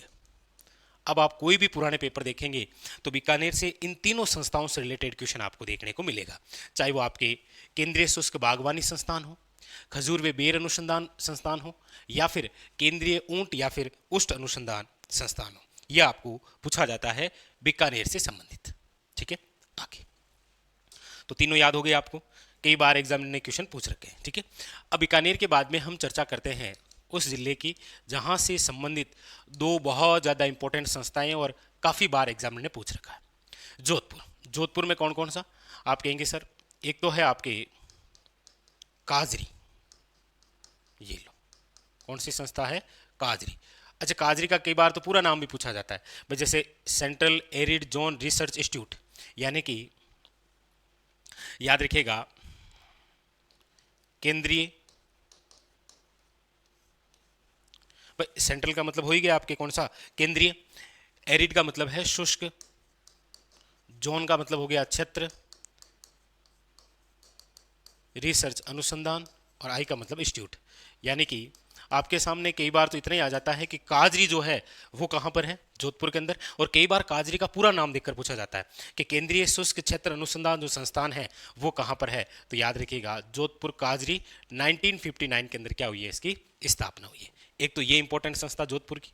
अच्छा, जोधपुर से ही संबंधित दूसरी जो इंपॉर्टेंट संस्था है वो है आपके, याद रखिएगा, वो है आफरी। ये लो, काजरी भी और याद रखिएगा आफरी भी, ये भी आपके कहाँ पर है, आप कहेंगे सर जोधपुर। अच्छा, आफरी का मतलब फुल फॉर्म हो गया आपके शुष्क फॉरेस्ट वन, शुष्क वन अनुसंधान संस्थान, शुष्क वन अनुसंधान संस्थान। और ये जो आफरी है इसकी स्थापना याद रखिएगा 1985 के अंदर हुई है, 1985 के अंदर, याद रखिएगा, वेरी वेरी इंपॉर्टेंट। कौन सी, आफरी। तो 5, एक तो केंद्रीय शुष्क बागवानी संस्थान बिछवाल, एक खजूर व बेर अनुसंधान, एक केंद्रीय ऊंट या उष्ट अनुसंधान संस्थान जोहड़बीड़, याद रखेगा, एक आपके काजरी और एक आफरी। ये दोनों संस्था भी बड़ी खास है, एग्जाम ने कई बार पूछ रखा है काजरी कहाँ है, आफरी कहाँ है। ये काजरी है, याद रखिएगा। एक आपको पता हो तो हमारे राजस्थान के अंदर आरटीडीसी होटल है, आरटीडीसी होटल है जिसका नाम है कजरी। ये आप कमेंट करके बताना कि हमारे राजस्थान में आरटीडीसी होटल जो है कजरी, ये आपके कहाँ पर है।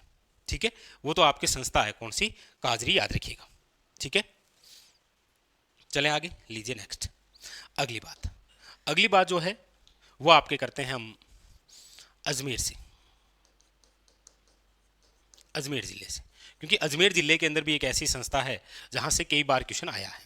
और वो कौन सी है, तो आप कहेंगे सर वो है केंद्रीय, केंद्रीय बीजीए, केंद्रीय बीजीए मसाला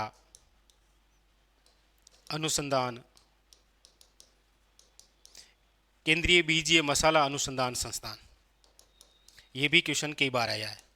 तो आप सब जानते हैं कि ये जो संस्थान है ये आपके कहाँ पर है, तो आप कहेंगे सर तबीजी अजमेर। लेकिन ध्यान रखिएगा, एक बार ये क्वेश्चन गांव से रिलेटेड पूछ लिया गया कि तबीजी के कौन से गांव में है ये, कौन सा, केंद्रीय बीजीए मसाला जो अनुसंधान संस्थान या केंद्र जो है ये तबीजी अजमेर में है, लेकिन कौन से गांव में है, उस गांव का नाम ऑप्शन में था, याद रखिएगा, वो है आपके डुमाड़ा। बहुत ज़्यादा इंपॉर्टेंट, याद रखिएगा, केंद्रीय बीजीए मसाला जो अनुसंधान केंद्र है वो आपके कहाँ पर है, आप कहेंगे सर तबीजी अजमेर में है। लेकिन पूछा ये भी गया है तबीजी अजमेर में कहाँ पर है, तो याद रखिएगा कौन सा गांव है, डुमाड़ा जो गांव है वहाँ पर है ये आपको पूछ रखा है, केंद्रीय बीजीए मसाला अनुसंधान केंद्र या संस्थान। ठीक है, वेरी वेरी इंपॉर्टेंट बात, ये भी क्लियर हुई। चलिए आगे, अब हम जो अगली बात करेंगे वो करेंगे आपके यहाँ से, क्योंकि अगला जो केंद्र है वो है आपके सामने यहाँ से, ये लो यहाँ से करते हैं पहले।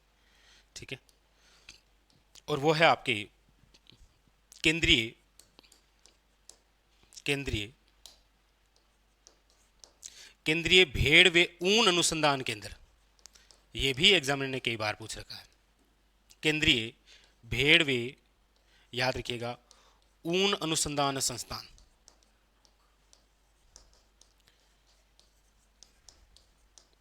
केंद्रीय भेड़ व ऊन अनुसंधान जो केंद्र है ये आपके कहाँ पर है, तो आप याद रखिएगा ये है आपके अविका नगर टोंक, अविका नगर टोंक, और स्थापना नया रखिएगा 1962। केंद्रीय भेड़ व ऊन अनुसंधान केंद्र आपको पूछा जाए कहां पर है, तो याद रखिएगा अविका नगर टोंक। कई बार पूछा जाता है कि अविका कवच योजना का संबंध किससे है, भेड़ पालकों से, याद रखिएगा। नेक्स्ट, अगली जो संस्था है वो भी बड़ी खास है, और वो है आपके यहां से, राजधानी से ले लें, ये लो, वो है आपके नंबर 8, राजस्थान, राजस्थान कृषि, राजस्थान कृषि अनुसंधान संस्था या राजस्थान कृषि अनुसंधान केंद्र, राजस्थान कृषि अनुसंधान संस्थान कहाँ पर है? तो आप कहेंगे सर राजस्थान कृषि अनुसंधान जो संस्थान है वो है आपके दुर्गापुरा, दुर्गापुरा। और दुर्गापुरा कहाँ पर? तो याद रखिएगा जयपुर में। अच्छा, इसकी स्थापना भी कब हुई है? याद रखिएगा 1943। ये भी क्वेश्चन पूछा गया है कि राजस्थान जो कृषि अनुसंधान संस्थान है इसकी जो स्थापना है वो आपके कब हुई है? तो राजस्थान कृषि अनुसंधान संस्थान या केंद्र दुर्गापुरा जयपुर 1943 के अंदर, याद रखिएगा। ठीक है, लीजिए अगली संस्था। अगली जो संस्था है वो है आपके नंबर 9 और वो है आपके यहां से, और ये भी बहुत ही खास क्योंकि चर्चा करने वाले हैं वो है आपके सेवर भरतपुर। कौन सी संस्था है? तो आप कहेंगे सर केंद्रीय सरसों अनुसंधान निदेशालय, केंद्रीय सरसों अनुसंधान निदेशालय। और याद रखिएगा ये जो आपके केंद्रीय सरसों अनुसंधान निदेशालय है ये आपके कहाँ पर है? तो आप कहेंगे सर शेवर भरतपुर। कहाँ पर है? शेवर भरतपुर के अंदर। और इसकी स्थापना भी पूछी गई है, तो याद रखिएगा इसकी जो स्थापना है वो है आपकी 20 अक्टूबर 1993। ये तो स्पष्ट रूप से आपको डेट सहित याद रखना है क्योंकि एग्जामिनर ने पूछ रखा है कि केंद्रीय सरसों अनुसंधान जो निदेशालय है कहाँ पर है आपके? सबसे पहले तो याद रखना है शेवर भरतपुर के अंदर। और इसकी जो स्थापना है वो कब हुई है? तो याद रखिएगा 20 अक्टूबर 1993 को आपके केंद्रीय सरसों अनुसंधान निदेशालय की क्या हुई है? स्थापना। ठीक है, अगली जो बात है वह है आपके यहां से, यानी कि जिला है आपके कौन सा? श्री गंगानगर। और श्री गंगानगर में दो स्थान, एक तो है याद रखिएगा सूरतगढ़ और एक है आपके याद रखिएगा जेतसर। एक है सूरतगढ़ और एक है आपके कौन सा? जेतसर। यहां पर याद रखिएगा दोनों ही जगह आपके क्या है? केंद्रीय कृषि फॉर्म, केंद्रीय कृषि फॉर्म जो है वो आपके कहाँ कहाँ पर है? तो याद रखिएगा एक सूरतगढ़ में है और एक जेतसर में है। लेकिन आपको पूछा जाएगा एशिया का सबसे बड़ा, तो याद रखिएगा एशिया का जो सबसे बड़ा केंद्रीय कृषि फॉर्म जो है वो कौन सा है? सूरतगढ़ वाला। याद रखिएगा सूरतगढ़ वाला जो केंद्रीय कृषि फॉर्म है ये आपके किसके सहयोग से है? तो रूस के सहयोग से। और जेतसर वाला जो केंद्रीय कृषि फॉर्म है ये आपके किसके सहयोग से है? याद रखिएगा कनाडा के सहयोग से। तो हमारे राजस्थान में याद रखिएगा केंद्रीय कृषि फॉर्म है श्री गंगानगर जिले में, एक तो सूरतगढ़ स्थान और एक है जेतसर। सबसे बड़ा पूछे तो कौन सा है? सूरतगढ़ वाला, वो रूस के सहयोग से है। और जेतसर वाला याद रखिएगा किसके सहयोग से है? कनाडा के सहयोग से। तो ये हुए आपके सामने राजस्थान के अंदर टॉप 20 केंद्र या क्या संस्थान। आप कोई सा भी पुराना पेपर उठाएंगे तो आपको यहां से एक क्वेश्चन देखने को जरूर मिलेगा, जिसके अंदर केंद्रीय शुष्क बागवानी संस्थान, खजूर व बेर अनुसंधान केंद्र या संस्थान, केंद्रीय ऊंट या उष्ट अनुसंधान संस्थान, काजरी, आफरी, केंद्रीय बीज मसाला अनुसंधान संस्थान, केंद्रीय भेड़ व ऊन अनुसंधान संस्थान, राजस्थान कृषि अनुसंधान संस्थान, केंद्रीय सरसों अनुसंधान आपके निदेशालय, और ये आपके केंद्रीय कृषि फॉर्म। टॉप 10 जो राजस्थान के अंदर अनुसंधान या केंद्र या संस्थान जो आपसे पूछे जाते हैं वो आपके सामने ये रहे। स्टार लगा लीजिए, आपके एग्जाम में यहाँ से कोई ना कोई बिंदु एग्जाम में जरूर आएगा। अब चाहे वो आने में केंद्रीय सरसों अनुसंधान निदेशालय आ सकता है, आपके केंद्रीय भेड़ व ऊन अनुसंधान केंद्र आ सकता है, राजस्थान कृषि अनुसंधान संस्थान या केंद्र आ सकता है, या केंद्रीय बीज मसाला आ सकता है, या फिर आपके काजरी और आफरी, ये तो आपके सदाबहार है। याद रखिएगा काजरी और आफरी ये तो दो ऐसी सदाबहार संस्थाएं हैं जो लगभग एग्जामों के अंदर आपको देखने को मिलती है। एक ये जरूर बताइएगा कि एक आरटीडीसी होटल है जिसका नाम है कजरी, ये आपके राजस्थान के कौन से जिले में है। ठीक है, तो ये था आज का हमारा सेशन। मिलते हैं कल इसी प्रकार और बेहतरीन सेशन के साथ। तब तक के लिए धन्यवाद और आप स्क्रीनशॉट ले लीजिए।